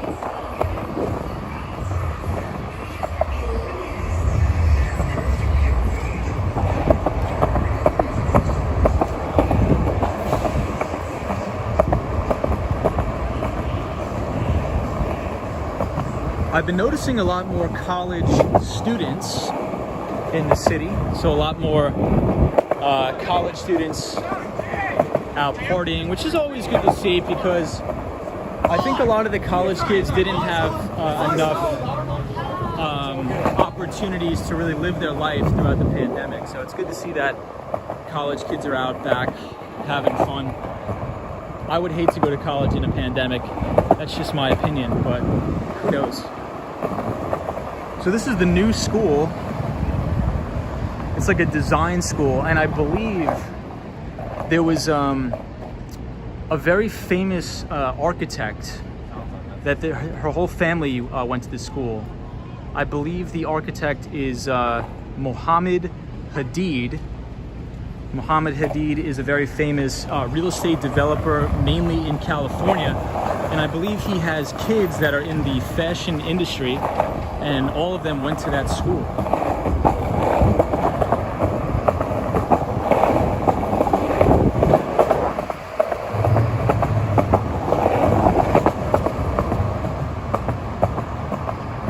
Hey, Evan's here. Evan says hi. What's up, Evan? Hope you're well, dude.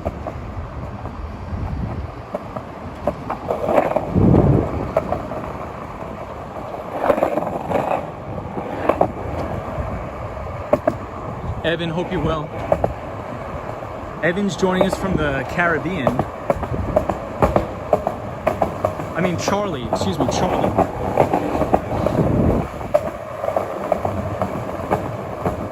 I was to be in New York and Florida before COVID. That sucks. Yeah, COVID has disrupted a lot of people's plans. So hopefully as the vaccines roll out, people will be able to get back to traveling as normal. This is a great shot of the Empire. Roxanne says, are you headed home? Yes, we're gonna head home tonight.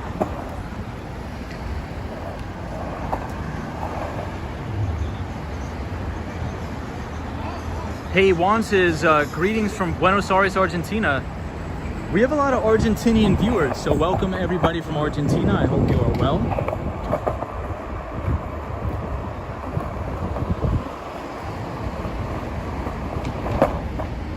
So this is one thing I really like about New York. Check out this building with the fire escapes. Don't they look beautiful?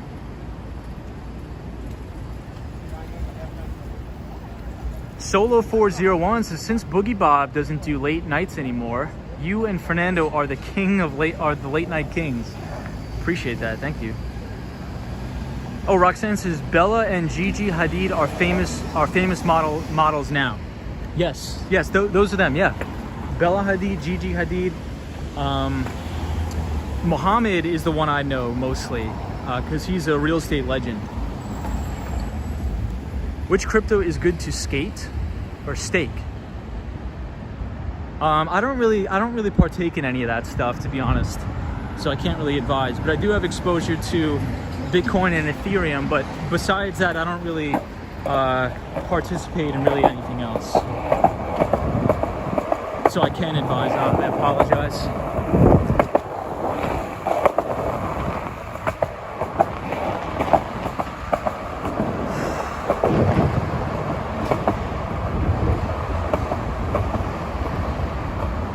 Hey, Mr. Stalwart, thank you so much, man, for the support. I appreciate that. That's very kind of you. Thank you, sir. Thank you, my friend. I just saw that now. Didn't want to miss it, so thank you so much. Yeah, Boogie Bob is great. I always watch his live at 5 when I'm at work. Well, I think this is a good shot. The Empire State Building and the American flag. This is going to be good for the Mighty Bull. The Mighty Bull always takes some screenshots, so the Mighty Bull, feel free to screenshot this, my friend.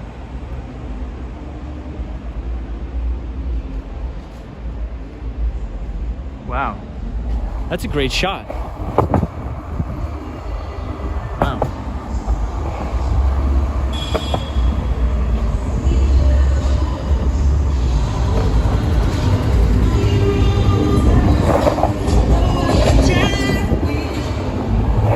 I gotta get some water, guys. I gotta get some water. That is one thing I'll miss about moving to Florida, is just skateboarding around aimlessly at night. So before I used to stream, every day after work I would just do this but without a camera. So I'd just be cruising around the city. But I guess I'll do the same thing in Miami.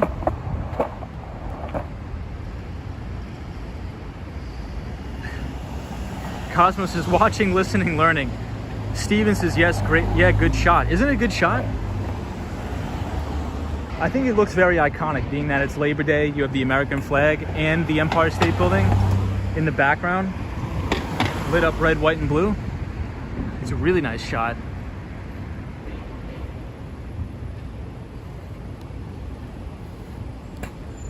I see a lot of people, a lot of Teslas driving around New York.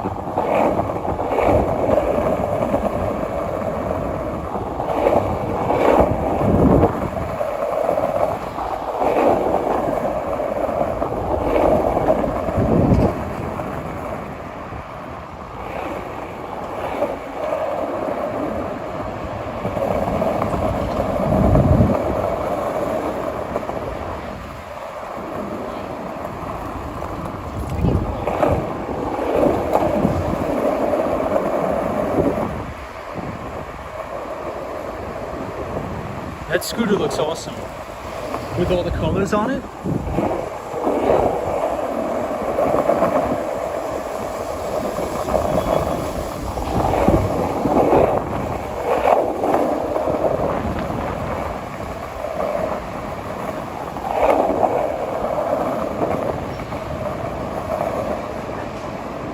All right, everybody.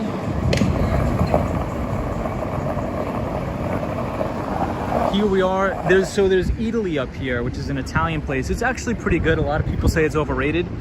I like it personally. Hey, Alex City's here, since I see a lot of people driving Jeeps in New York City. Hey, Marvin Engel says good night from Vegas. Till next time. Thank you, my friend. It's always a pleasure, dude. Hey, Karina Thompson says, hello, bro, what's up?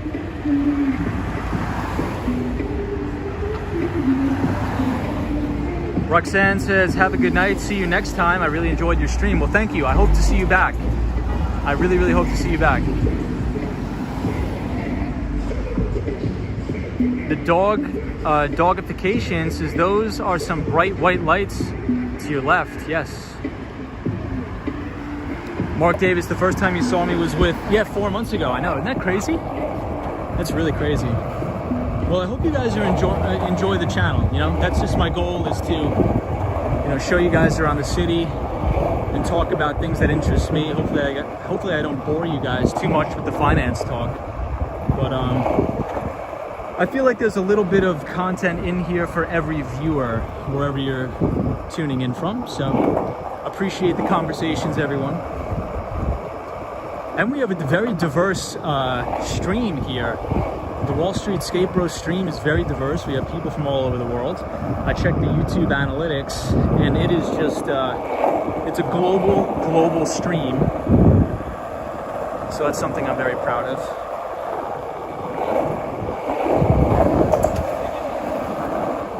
That's one thing you gotta watch out in New York, is when you're skating or biking next to cars, when they open the doors, they don't look. That guy just opened the door on me. But I always look, so. You don't want to get clotheslined by a car. That's something you do not want to do.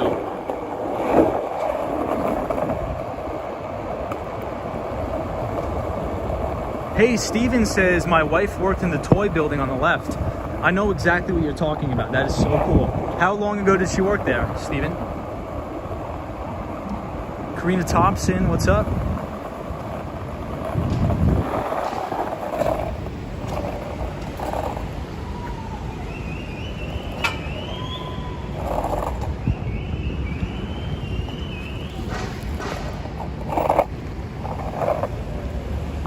Hey, Teresa says, I like the skateboarding tour because it's different than the ones I've seen so far. Nice. DJ says, ¿a dónde vas? Voy a Columbus Circle.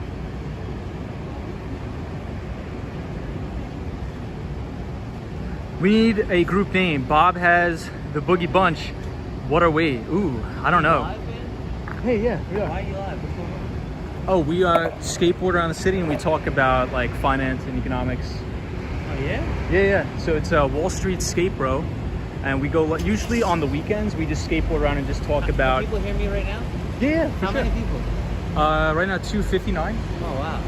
Yeah. So on the weekends we just skateboard around the city, just chill. But during the weekdays when the markets are open, we just talk about really whatever is going on. So you guys are pro traders. Oh no, just about economics. Like a lot of our viewers are in investment banking, finance. Like I work in Silicon Valley tech, so we just talk about all that stuff. But yeah, just very laid back. But where are you guys from? You just visiting or? Philadelphia. Oh, really? Cool. Yeah, we have a guy in here from Philly. Solo401 is his name. He's from Philly. No. He's from Rhode Island. You guys read about economics? Yeah, so that's What about Thomas Sowell in the house? Anyone like him? Thomas Sowell. No, I don't know. Thomas. He's a black conservative.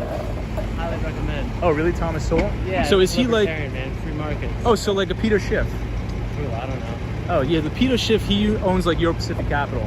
So yeah, he's like very into like, he's only about gold and all that stuff. But he's been wrong for 10 years. But everything he says on economics is correct.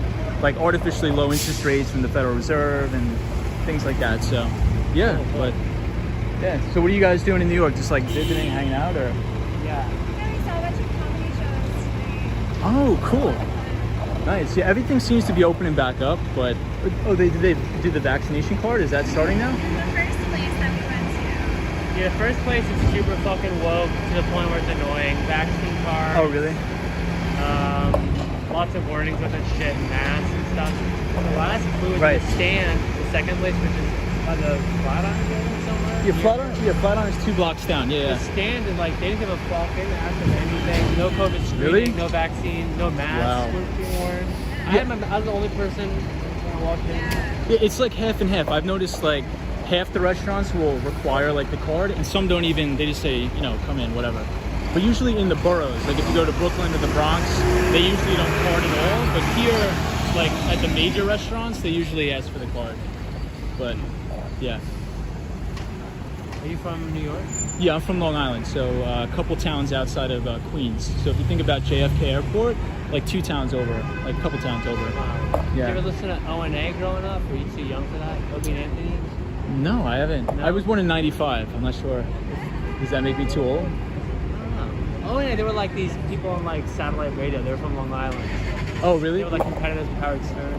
Oh, I know Howard Stern, obviously, yeah. But are they still on like what, Sirius XM?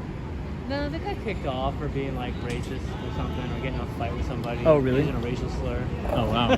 That's no good. Yeah, but if you guys are in New York through Labor Day, They were the reason why Joe Rogan started his podcast.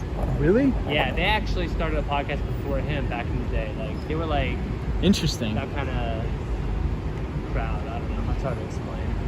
If you guys are in New York through Labor Day and you guys like Italian food, check out this restaurant called Becco. Oh, yeah? Yeah, Becco. It's right off of Times Square in Restaurant Row. It's amazing restaurant.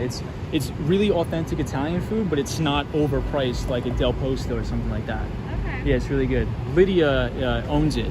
She's like a very famous Was chef. your aunt or something? No, she's a very famous chef that actually is a co-owner of Italy, which is right here. Okay. Yeah, so if you get the unlimited pasta and you get the antipasta, and I don't know if do you guys drink like wine or anything? Yeah. It's like I it's like $25 for a bottle of wine. It's like super affordable, but it's a great place. Yeah, it's like 40. I want to say 46th Street, but if you just Google it, Becco, it's gonna pop up. It's really good. Are you guys pro or anti Martin Shkreli? Is that his name? Oh, Martin Shkreli? Yeah, I've actually. Is he like on house arrest? Is he in jail? No, yeah. So he's still in jail. So I talk about that a lot on the stream. So Martin Shkreli. I've actually met him. Like appreciate the guy, to be honest. Yeah, I mean, I met him a couple times. Yeah, he's from Brooklyn, New York. He went to Baruch College. So the main reason. Scholarship, right? Academic. No, I mean, he's just a city. Baruch is like a city college, so it's like a CUNY, right? So he went to Hunter High School, which is like a very prestigious That high was school. the academic scholarship.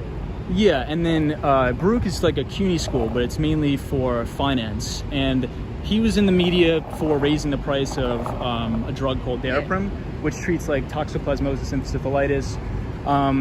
But the media painted it out to be an AIDS medicine, but it's really not an AIDS medicine. But if people are familiar with pharmaceuticals, like how pharmaceuticals work, when you purchase a rare disease drug, like you're not going to have like a Pfizer, a Merck, or an AstraZeneca go for very small rare disease drugs because the TAM is very small. The total addressable market for people who take, a Daraprim is like 16 people per year, right? So so they're going to focus on like the big sellers. So like the allergy medicines, all of those things. So what it creates is smaller. Vaccines. Yeah, exactly. So if you have smaller entrepreneurs that are willing to, invest into a drug, and Daraprim was a drug from the 70s, which really didn't even work well. So you invest those profits into R&D or research and development to develop new drugs for these people. So what they're doing, I actually agreed with, but just the way he portrayed himself is terrible. The mistake he made, and this is why I hate having jumped on this. Terrible PR. Is that he has, I think, Asperger's to the point where he's like, I don't give a fuck. I'm going to be 100% honest. Yeah, that's not good. He was Yeah. more honest than everybody else, but he wasn't more of a criminal. Yeah, I mean, so And then everybody just couldn't take it. I think he's a brave, fucking righteous guy, really. I mean, if he had better PR and could understand how to talk to people, I don't think he'd be in jail. I think you're right, but I'm saying, Yeah. as a society, we should get away from, having to have PR. People could just, open their minds. Oh, and for listen to sure, people. yeah. But, I mean, you got to He's play an the game. intellect, Yeah, you got to play the game. But, No, I I'm saying, totally fuck the agree. game, I hate it. No, exactly. right. But What's your Instagram handle? I just have a YouTube, so it's Wall Street Skate Bro. Yeah, on Wall YouTube. Street Skate Bro, yeah. Okay, awesome. But yeah, I'll see you guys later. Nice meeting you. Good Absolutely. luck. Thanks. See you later. Sorry about it, guys. I was just talking to them. They're good guys. They're really good guys. Yeah, so he was bringing up Martin Shkreli. So for anybody who doesn't know Martin Shkreli, very controversial character for raising the price over 1,400% on a drug called Daraprim. which actually is used to treat toxoplasmosis and syphilitis. And a lot of people presented it to be an AIDS medicine, but it's really not an AIDS medicine. But the reason why he went to jail, Martin Shkreli, is because he used profits from his hedge fund or profits from his pharmaceutical companies to pay off his investors at his hedge fund. So nobody really lost money investing with Martin Shkreli, but you're not allowed to do that because that's considered what you call like a Ponzi-like scheme, right? Taking money from one business to pay off investors at another.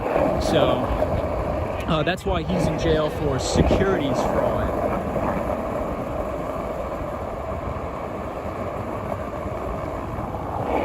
So I'll catch up on the comments in just a minute. Those guys were nice guys. Nice guys here. But I think we had an entire stream dedicated to talking about Martin Shkreli. So I think he's a bad character in terms of running his hedge funds, but a lot of the smaller pharmaceutical companies that purchase these rare disease drugs, they really have to raise the prices so they can invest in the R&D or research and development to provide those clients with new drugs. Because a drug that treats toxoplasmosis and encephalitis, only a handful of people per year have to take those drugs.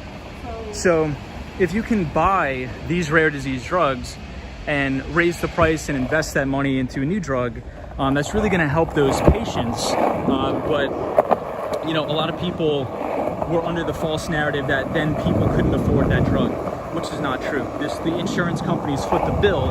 I'm not saying that's a good thing, but that's just unfortunately the system we have. I'm not saying it's good or bad. I'm just, that was really the facts of the case. Thomas's, they were a nice, smart conversation. Yeah, they were nice people from Philadelphia, Pennsylvania. It's good to see people coming back and visiting the city. Mark Davis's public relations, Tom, nice people you were helping. Gustavus's is Tyranny coming soon.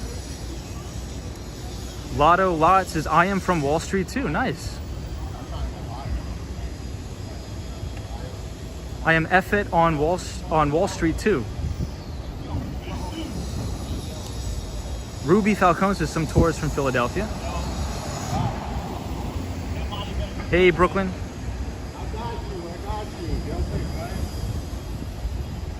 Hey, Chucks is enjoying your video very much. Thank you. Hey, Thomas is living in Bushwick, Brooklyn. Awesome, dude. Hope you're enjoying Bushwick, Brooklyn. Solo401 says, look at Tom, the tour guide. Solo401, I incorrectly told them that you were from Philadelphia. You're not. You're from Rhode Island. I'm getting where people are confused because I've been talking for like about 2 straight hours. I need some water. I'm getting like the worst case of dry mouth here. But anytime I see a tourist, I always recommend to go to Becca because I've never had a bad experience there. It's always a good time. Always a good time. Got to go to Becca. Fantastic. Yeah.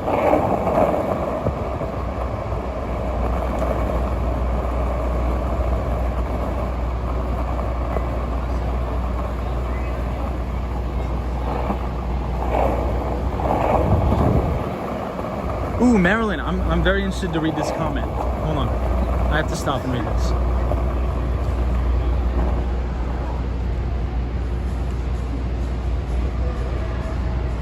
Marilyn says Daraprim used for people with HIV infection years ago for toxoplasmosis.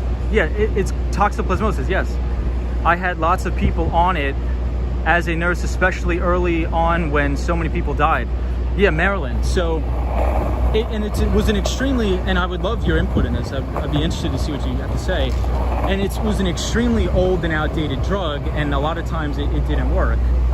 So when these small pharmaceutical companies or biotech companies buy these drugs and raise the price, the patients can still get the drugs. But I think where everybody was very upset is because technically it's like you're gouging the insurance companies. Right, but if you look at the overall medical spend on these rare disease drugs, it doesn't even make up like a fraction of a percentage point of the overall healthcare spending in the United States. So people were very, very up in arms. But you know what? If you look at some of the larger drug companies, they've been raising prices on EpiPens for years at almost the same rate, and insulin and things like that. But I think where Martin Shkreli really got attacked is because he was such like a snarky, condescending person. So snarky, so condescending, and he played into like the bad person on the street. Frankie says, how do people act like nothing happened the other night where all the vehicles are underwater? It's crazy, and 46 people died, which is terrible. It's terrible.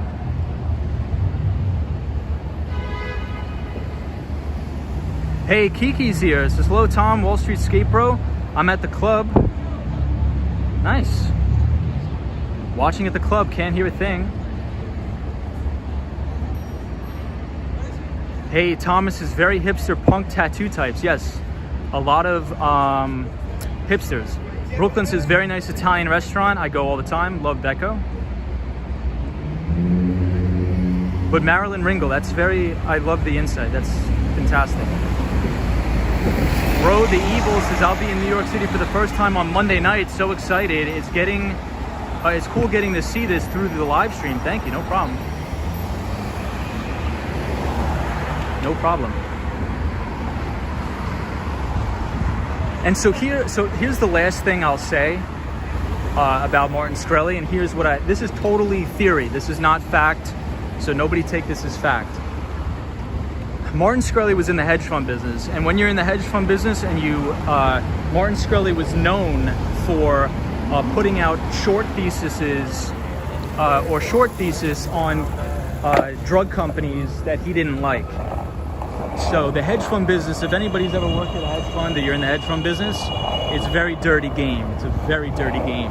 So this is what I personally think happened. Martin Shkreli was in the process of putting out a short thesis on a competing drug company. And I think the CEOs at that specific drug company called up some of his buddies at the media to put a hit piece out on Martin Shkreli for bad publicity, to spark an investigation. That's what I think happened. And Martin Shkreli fell right into their trap, and look where he is now. And it escalated so grotesquely to the point where he's actually in prison. So that's what my sort of thoughts are on Martin Shkreli. A competitor hedge fund of his definitely called people up in the media and said, hey, did you know Martin Shkreli owns this company, Turing Pharmaceuticals, that raised the price over 1,400% on this company, or on this drug, Daraprim? So that's what I think happened. But I can't say that conclusively, but I know people who are in the hedge fund business that would definitely, I wouldn't put it past them for doing that at all.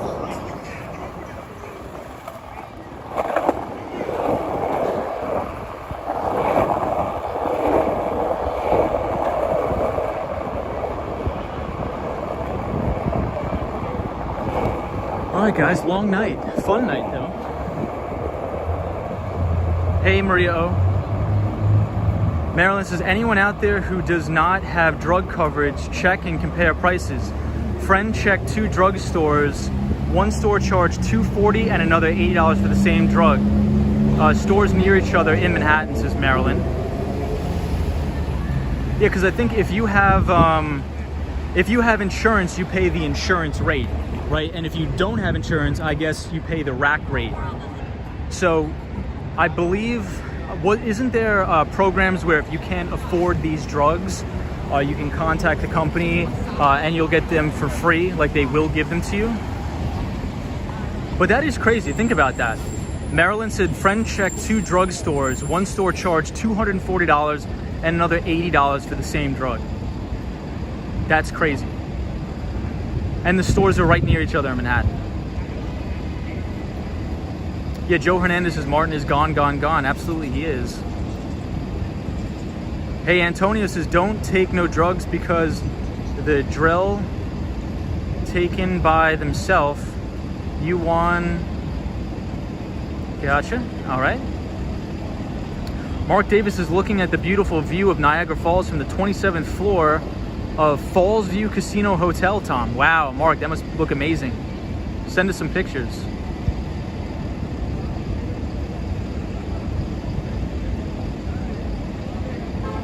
Josie says, let's get 200 likes. Appreciate that, Josie. Hey, Ren says, are you going to Times Square? We're not. Hey, Steven says, tipping off the press just like in the movie Wall Street, says Steven.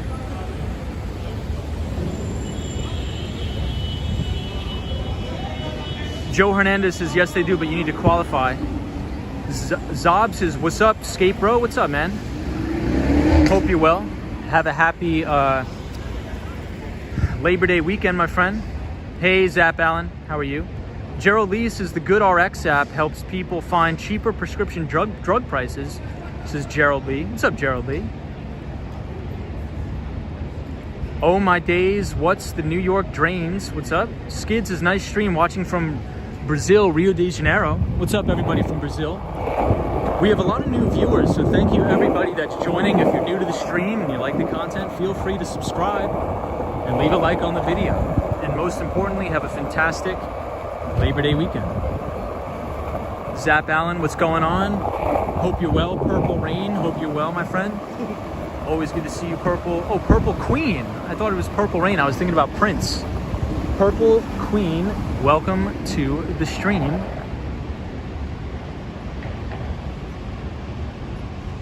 Hello from beautiful Brainbridge Island on the West Coast. I'm really enjoying this stream, says Alex. Alex, thank you, my friend, for joining. We appreciate you being here, and it's always a pleasure. And hopefully we see you on more streams down the road. Hey, Cristiano says, hi, are you American? Yes, I am American, yeah. What's up, Cristiano? Roy says, have a nice Labor Day weekend. Greetings from Indonesia. Welcome to all of our Indonesian viewers.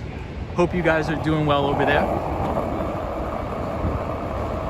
Hey, we got Loose 72 in the building. Loose 72, what's up, Loose 72? Hope you're well.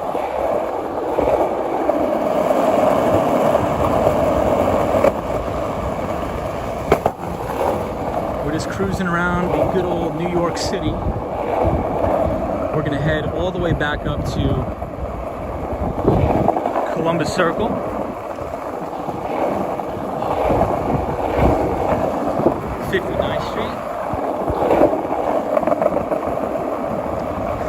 I think I'm gonna buy a gallon of orange juice after the stream.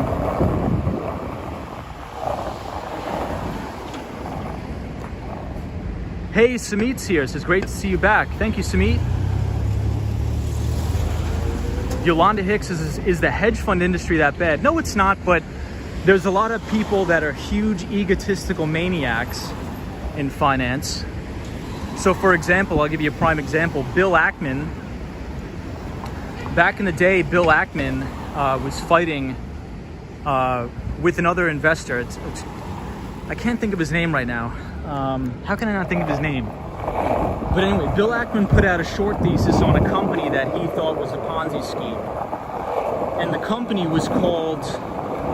Dang it, how can I forget the company's name? Hold on. It was like an athletics company that sold like juice drinks, and he said it was like a pyramid scheme.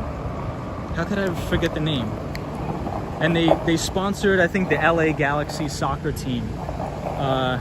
Herbalife. That was it, Herbalife. So Bill Ackman put out a short thesis. And the hedge fund that Bill Ackman owns is called Pershing Square. Pershing Square. So Bill Ackman said, hey, this company is a Ponzi scheme and it should be delisted off the stock exchange. It's a pyramid scheme. And the company was called Herbalife. And a competitor hedge fund in New York City had a massive earth shaker position. So they didn't like that. So they, were suing Bill Ackman and his hedge fund, saying that the only reason why you're saying it's a Ponzi scheme is because we have a massive position and you're short and you want to make money. And it was a big mess. The whole thing was a big mess. Turns out Bill Ackman was right, and Herbalife is a Ponzi scheme.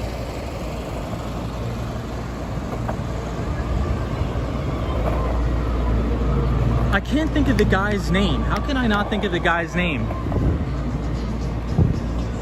It was Bill Ackman, and I don't know. I think it's just because I'm too tired. I've been skateboarding around and talking for 2 hours. That's really getting to me. Could somebody in the chat Google Bill Ackman Herbalife and it'll come up with the other hedge fund's name?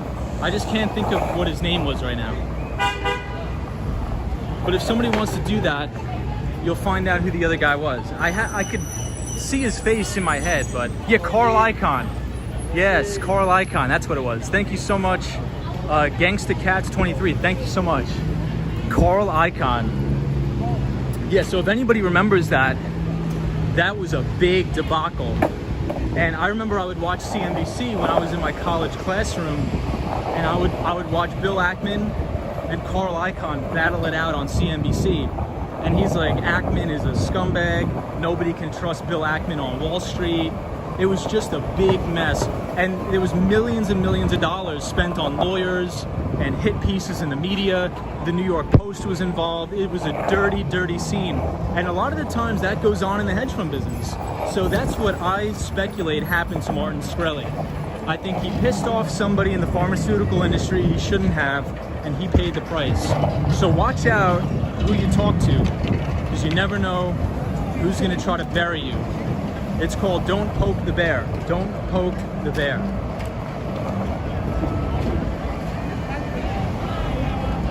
Zob, thank you, my friend. We're stuck behind the pack of garbage. Josie says Times Square, be careful. Zob says skateboarding streaming at the same time. Thank you, Zob. Yeah, we usually don't like Times Square, but we've gotten a lot of requests, so.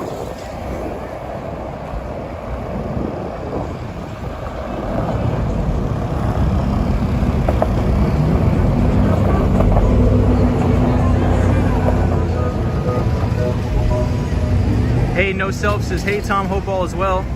Gerald Lee says, Tom, when are you going to do the sit behind your desk live stream? Hope you do one before Miami. I know, man, I have to. I will, and I've been slacking, but I promise I'll do one soon, I promise. I was supposed to do one on Friday.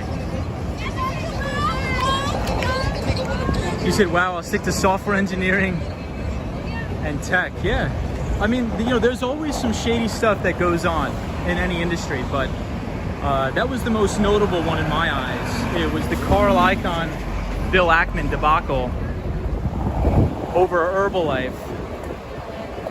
When I go home, I think I'm gonna watch all the old CNBC reruns of Herbalife and Bill Ackman. If anybody wants to be entertained, go on YouTube and type in Bill Ackman and Carl Icahn fighting over Herbalife. And that was 2014. Over Herbalife, they called it a Ponzi scheme. And you know, if looking into Herbalife, I think it is a Ponzi scheme. It's one of those things where one person is selling something, and then they have to get like 2 other people to sell other things under them. It's like a pyramid scheme, it's called. Like, that's the business model, it's a pyramid scheme.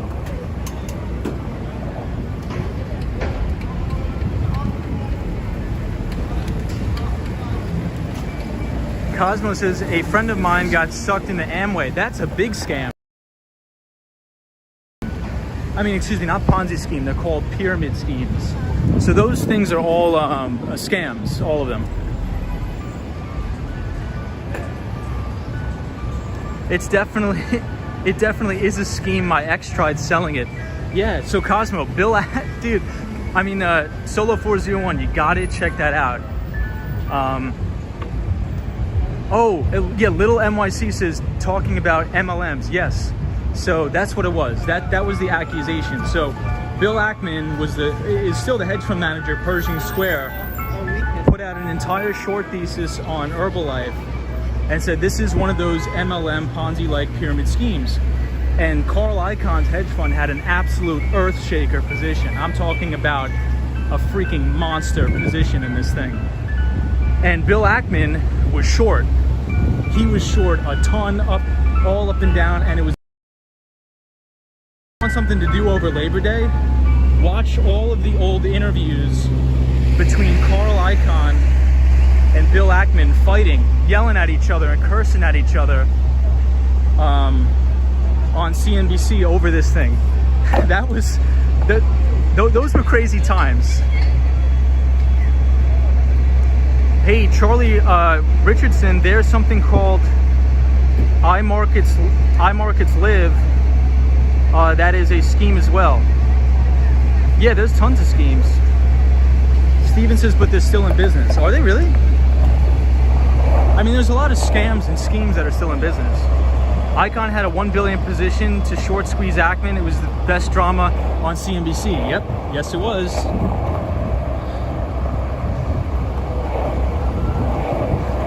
Wow, good times.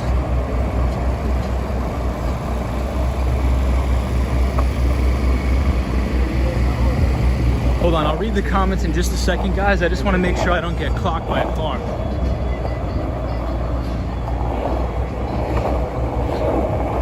Yeah, so Carl Icahn, he's a real hard ass. Excuse my language, like a real tough New Yorker. Like, this guy came from the dirt, from the streets, and he became an unbelievable success.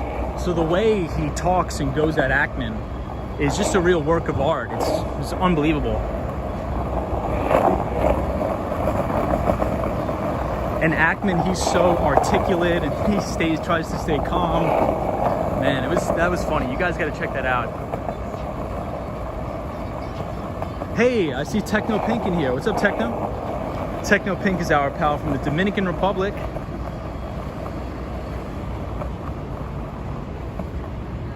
All right, guys. What do you say we take a little break? You know what? We'll go up this way so we can see the Stephen Colbert sign.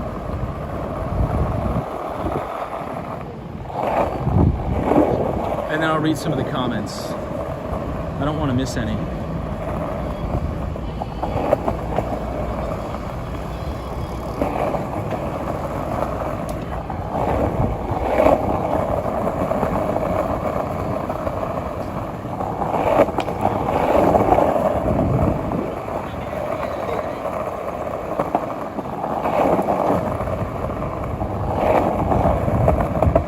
That's another reason why it's extremely important to do due diligence when you're investing. Because just look at Enron. I'm not sure if anybody's familiar with Enron, but they were cooking their books like crazy.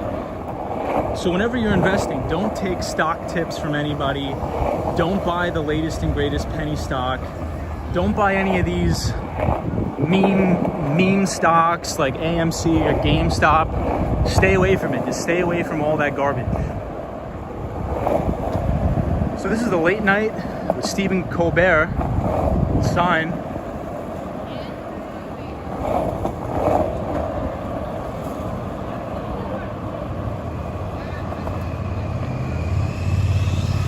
Wow, and we have 250 people watching.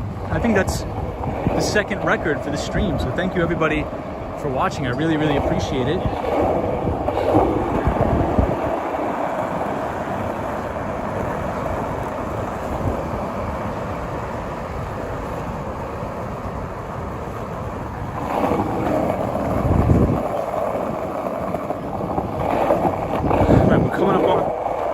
Circle.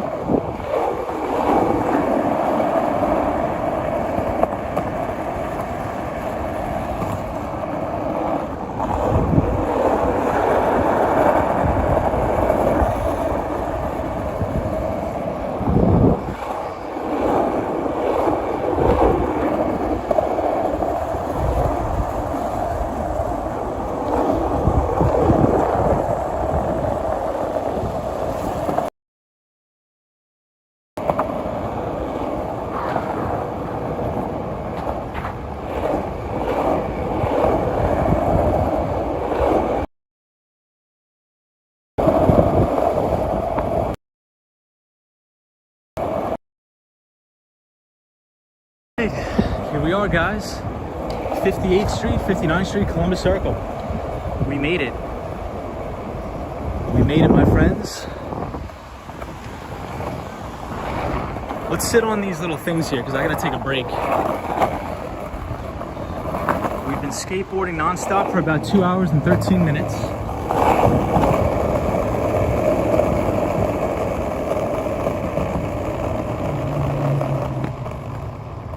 And here we are, Columbus Circle. Welcome, friends. Don't hit the Lexus, I'll try not to. Hey, Manny Test, how are you? Gerald Lee says, every time I see someone standing walking in the bike lane, I think of what Boogie Bob says. Don't walk in the bike lane, bruh. That's true. Boogie Bob's a very good guy. I love Boogie Bob. Hey, little NYC's here. Loose 72's here. What's up, Manny Test? Yolanda Hicks says, I found those billionaire fight between Bill Ackman and Carl Icahn. Yeah, check it out.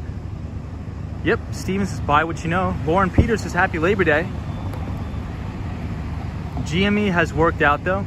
Yeah, I mean, it's a big debacle. I wouldn't touch it. Sunshine After Rain says, Tom usually goes until his phone dies. You know what, since it's a Labor Day stream, we'll do a Wall Street Skate Bro Classic. We'll stream until the phone dies. It's not a Labor Day stream if we don't stream until the phone dies. So it's either we stream until the phone dies, number one, or we stream until the wheels fall off on the skateboard. Hey, Gavin, Playfoot says, what board you got? We're just on a very old board. I brought an 8.5. It's the deck size, 8.5. So this is Bella Hadid. So we were just talking about Mohammed Hadid, which is her father, which is an unbelievable real estate investing tycoon. Massive success, Mohammed is. Ibrahim Azam says it's 1:22 a.m. Thank you, Ibrahim. And we are passing the Time Warner Centers, which is now called the Deutsche Bank Tower. George Thomas has worked right there. Awesome. So this is overlooking Billionaires Row.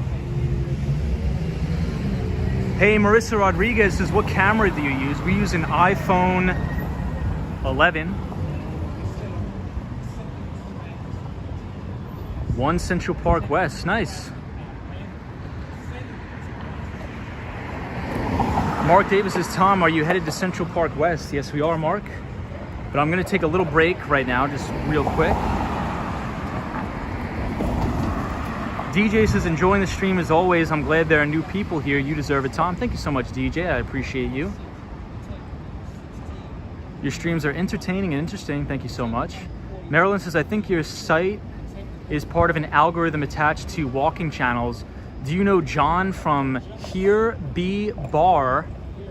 Yes, I do actually. He's really cool. He's from New Jersey. Are you on Instagram? Yes, I just created one, but I don't really use it that much. But please feel free to follow me on there at Wall Street Skate Bro. Yeah, Mark Davis says, Tom, I thought you said 1 hour, I know. You're in good shape to be skating for 2 hours, says Hi Rivas. You make good time with the skateboard, I know. Roy says, it was 500 viewers during your hurricane watching Determination to stream, I know. I'm just trying to make sure I don't miss any comments. Remember people having Tupperware parties back in the day? Tupperware parties, what is that? Jason Sean says, greetings, Tom, watching from South Africa. Love Times Square, was there back in 2017. Hey, what's up, Jason? Sean from South Africa. Brandon H says, you should do a live stream with Action Kid. Maybe one day. I like Action Kid a lot. Jay says, my niece is a brand ambassador for Herbalife on Social Messiah. I don't touch that. What do you do in finance? So I don't actually work on Wall Street. I work in tech, Silicon Valley, but one of my passions is finance, and I just run my own money.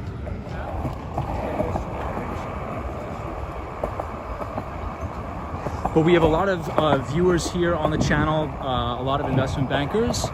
Our pal EBITDA works at BAML in middle market M&A.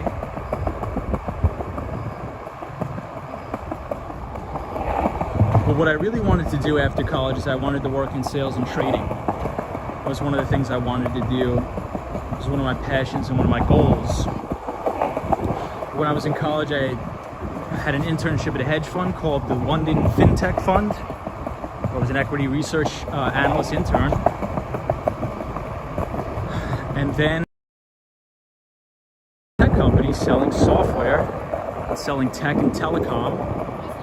And I really enjoyed it, and I really, really liked it. And you make comparable amounts of money, if not more, working at a tech company. And what I wanted to do is, since I wanted to be in sales and trading anyway, executing trades for institutional clients, so I'm like, why don't I work at a tech company? And with all the money I use, why don't I just run my own money? Because if you work at a bank, you can invest your own money, but you're very limited to what you. Very limited. So this is the Deutsche Bank Tower right here. They actually changed it. This used to be called the Time Warner Center, but now it is the Deutsche Bank Tower. There's a joke on Wall Street that Deutsche Bank is not a big bank, and when you mean big bank, it's considered the bulge bracket. So bulge bracket bank. So you could think of like a Barclays, Citi, or JP Morgan. Little NYC says, Tom, do you plan on staying in Manhattan or going back to Brooklyn after the lease is up? Little NYC, I actually just bought a house in Miami, Florida, North Miami Beach. So assuming everything goes well, I will be moving to North Miami Beach, but I will also be getting another apartment here where I can be closer back and forth between New York City as well as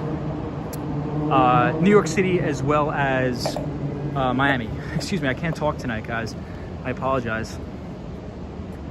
Gangsta Cat 23 says, you made the right choice. Guys used to make 2 and 20. We now get pitched to place funds at 50 basis points at top and 5 at top funds. Yeah, I mean, I think a very lucrative career, if you want to go into finance, I would go into investment banking and in mergers and acquisitions, because the deal sizes are massive now. So deal sizes have actually been increasing over the years. So if you want to work at the investment bank, I would definitely go into mergers and acquisition, or M&A. I would not go into sales and trading. Sales and trading is in structural decline and you don't make as much money, in my opinion. But I wish EBITDA was on the stream, because EBITDA is a very good friend of the stream that actually works at BAML right now in middle market M&A, and maybe he could provide some more clarity to the group. It's always good to hear from EBITDA. So EBITDA's dad actually used to work directly for Steven Schwartzman. And for those of you who don't know Steven Schwartzman, he made billions of dollars in LBOs, or leverage buyouts, as they're called. Hey, Gangsta Cat 23 says, we're a $2 billion family office. We get pitched to place capital. Oh, no, dude, that's awesome, man. Wow. So I do some consulting with Ropel Capital Management. You probably have never heard of them. They're super, super small shop. They run about $150 million, but I do some consulting for them. So I mainly cover the tech stocks. So in the cybersecurity sector, so Okta, CrowdStrike, Zscaler, things like that. So those are sort of the stocks that I've been long. Atlassian is an Australian software company, great earnings and sales. So they're essentially like a Can Slim styled hedge fund, which is William J. O'Neill style of Investors Business Daily.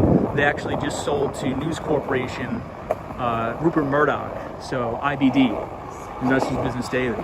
So Can Slim, looking for companies with a compounded annual growth rate of 25% plus, high return on equity, anything 25% plus, as well as extremely good revenue growth. Even though one could say those type of companies are quote unquote overvalued, I think in this market with artificially low interest rates, money has to flow somewhere. And I think Wall Street are willing to pay for blowout earnings. So if you have a company like Zscaler that's going to beat and raise every quarter, or a company like Nvidia that's going to consistently blow out their earnings, you're probably going to have a multiple expansion in that name. So these things are trading at 10 times sales, all this crazy stuff. But as long as they keep having beat and raise quarters, you know, I think those trajectories will be higher, but then again, I could be wrong.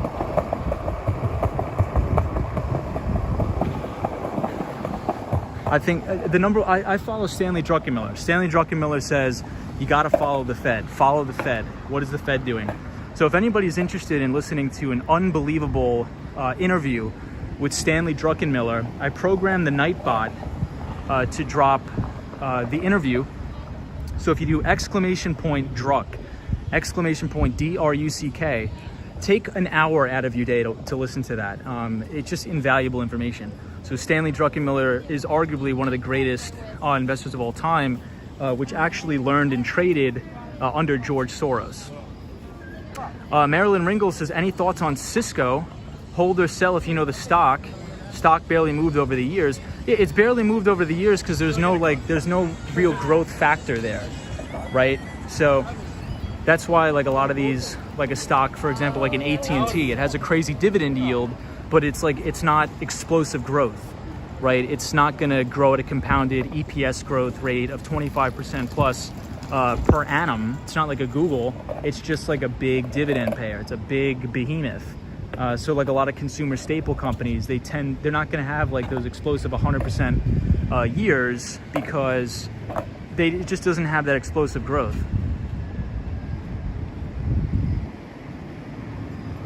Hey, Manny Test. Peter says, hello from Ohio State School of Business, bruh. Love your insights into the market. We need that here in the flyovers. Hey, Peter, that's awesome, man. Congratulations. I hope you land a good spot at an investment bank if that's what you want to do. All the best to you. So, Peter, type in !Druck, D-R-U-C-K. And Stanley Druckenmiller did an interview at, I think, the UCSB or UCLA Business School. Which was a phenomenal interview with Stanley Druckenmiller. Lil NYC says, congrats on the house, Tom. Will you miss your apartment a lot? Oh, dude, I'm gonna miss my apartment like crazy. I'm gonna miss it like crazy. Hey, June is here. It says, thank you for the stream. June, no problem. 05 says, amigos. Hope everyone is enjoying this 3-day weekend. Absolutely. So 05 is our pal from Corpus Christi, Texas. So hope everything's okay with the hurricane on your side. Alex says, my first job out of college was at a small brokerage house in 2008 as a registered rep, which was a tough gig. I made it about a year, then quit, went back to school, and became a software engineer. Dude, fantastic career pivot there, dude. Fantastic career move. A lot of my buddies, so it's about half and half. So with me, half my friends went into investment banking or private equity or venture capital, and half of us went to work in Silicon Valley, either in tech or telecom, something like that. And what I'll say is, over time, if you want to stay at the investment bank and move up the ranks to like managing director, yeah, you'll probably make a lot more money as an MD. But if you're a software engineer at one of the major companies like Google or Amazon, you know, you'll live an extremely comfortable life, especially with all the RSUs and things like that. And the work-life balance is 10 times easier than being in like at a bulge bracket investment bank, in my opinion. But software engineering, data science, software sales or SaaS sales are extremely great careers.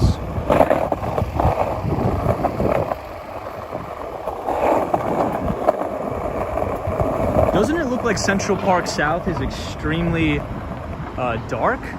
Usually everything's lit up a lot more. You know what I think? Since it's Labor Day, all the big shots are probably out on Long Island and not in the city. That's probably why everything is so dark. DJ says, goodbye, Tom. Goodbye, guys. DJ, thank you so much. I appreciate it. Thank you so much for coming.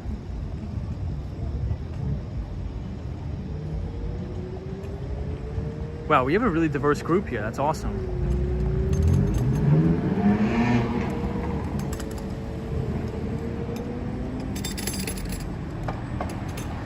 Half my buddies went to jail working for Jordan Belfort at Stratton. That's funny. Hey, Joseph is watching SNL. So I'll type it in the chat. Hold on. Because I think this is important.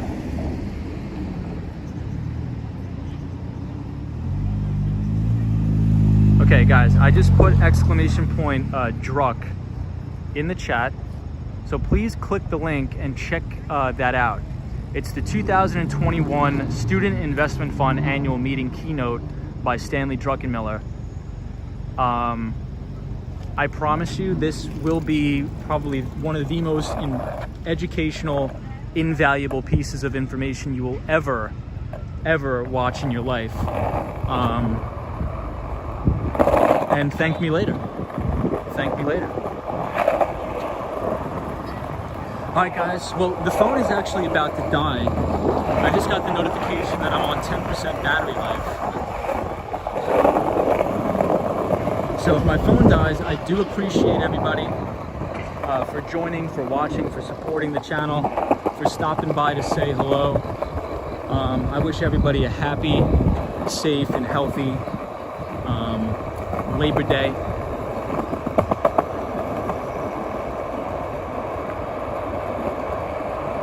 And now we are in Central Park, so watch out for the rats. Who's gonna be on Rat Watch? Somebody's gotta be on Rat Watch in the chat. Joseph says, happy Thanksgiving to you, pal. Actually, September, if anybody's from South Korea, the South Korean Thanksgiving is in September.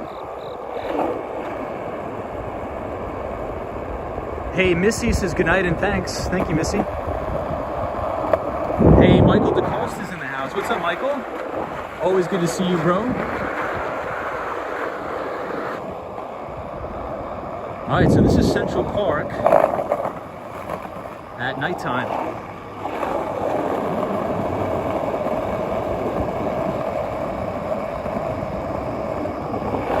All right, guys, we're going downhill, so we're gonna get some really nice speed here.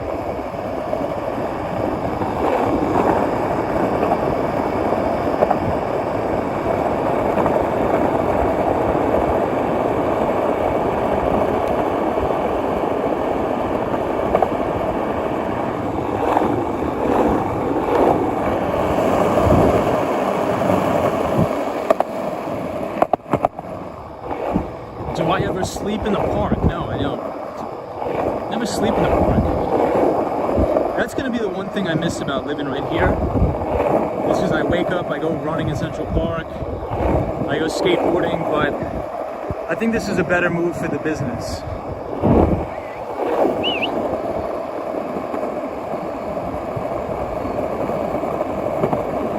Hey, Thomas, is great coming across your live stream. Thank you.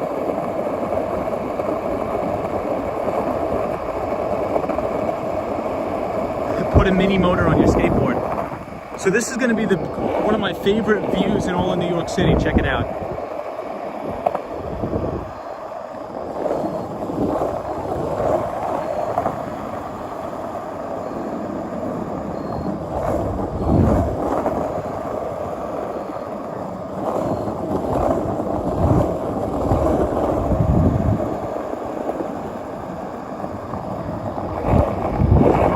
That's always my favorite view.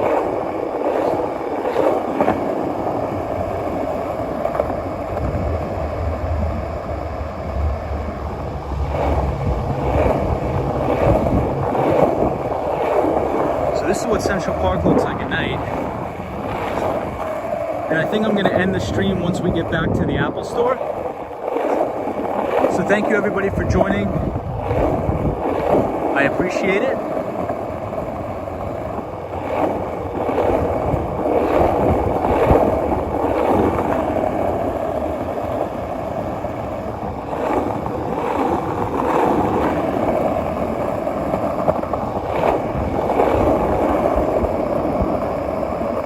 This is going to be a nice view too.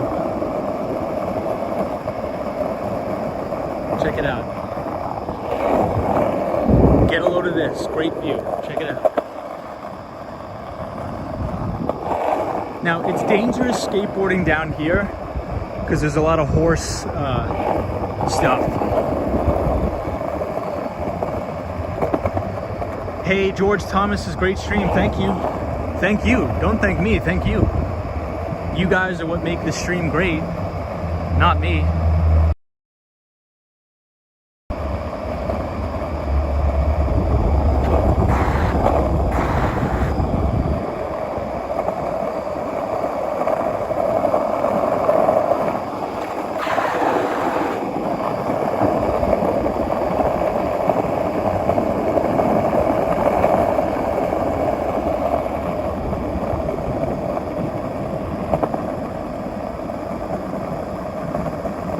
Hey, I see Kim Grant in the house. Alright, we're going a little bit too fast, but I can't see anything on the ground. So we'll just have to wing it.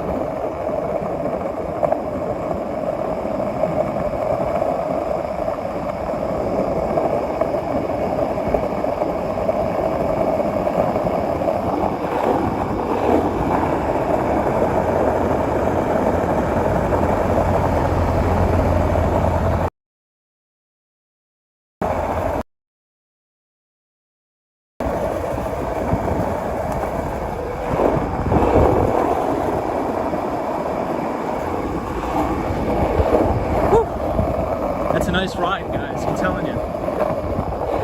If anybody's ever in New York and wants to go skateboarding, hit me up.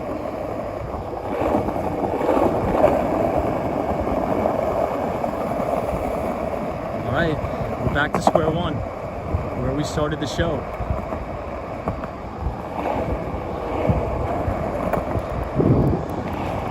I think this was one of my favorite live streams I've ever done. I appreciate everybody joining. Thank you for a good conversation. I'm happy because it's the weekend. Happy that I'm getting to talk to everybody again. It's been a long time. Happy to be back on the board. Happy to be back on the skateboard.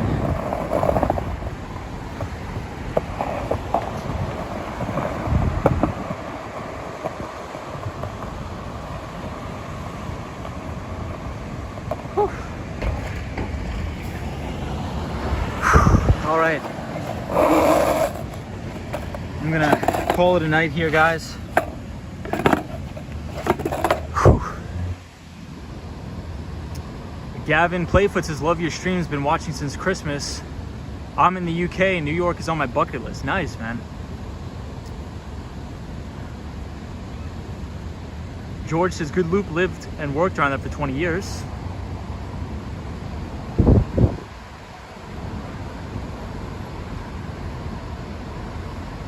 Mark Davis is great view. Tom Gerald Lee says, good night, Tom. We appreciate your commentary and wisdom. Be safe. Thank you so much, Gerald. Appreciate you. Hey, Kim. Thank you, Kim. Luis Fontes, thank you so much. I think I'm going to end it here, guys. So, have a great night. I'm signing off. Be safe, everybody. Hope you have a fantastic weekend. You know, try to take some time for yourself this weekend to relax and get ready for the week ahead. So I hope everybody enjoys the nice long weekend, and I will talk to you all in the next stream. When is the next stream? Maybe tomorrow night. We'll have to see. I may take a trip out to Long Island and go to the beach and see some family, so I'm not sure. Wow, Josie, it's 1:44 a.m. Yikes. But again, thank you, everybody. I really do appreciate it wherever you are in the world. This is fantastic. You guys have made this an unbelievable channel. People from all over the world. It's just fantastic. So thank you, everybody. Thank you, June. Thank you, Yolanda Hicks. Thank you, Joe C, Jay, Sunshine After Rain, Alex, Lupe, Roy, George, Brandy, Thomas, Ro the Evil, everybody, Solo 401, Mark Davis, our pal from Toronto, Canada. As always, Lil NYC, thank you so much. Michelle McGraw, everybody in the chat, Lewis, Brooklyn, No Self, DJ Vegas, Thomas, Gavin, Kim Grant, I could go on forever. Thomas again, Joseph, Gavin, Pineapple Water, grew up in MB and prefer in New York. Great stream, thanks. Absolutely, thank you so much. Joseph Gerald Lee, Lupe, thank you, everybody. Have a good night. Gina H is from Oklahoma, thank you so much. Irene Rivas, as always, thank you, appreciate it. John Doe, good night. All right, everybody, and as always, I'll see you in the next one. Take it easy.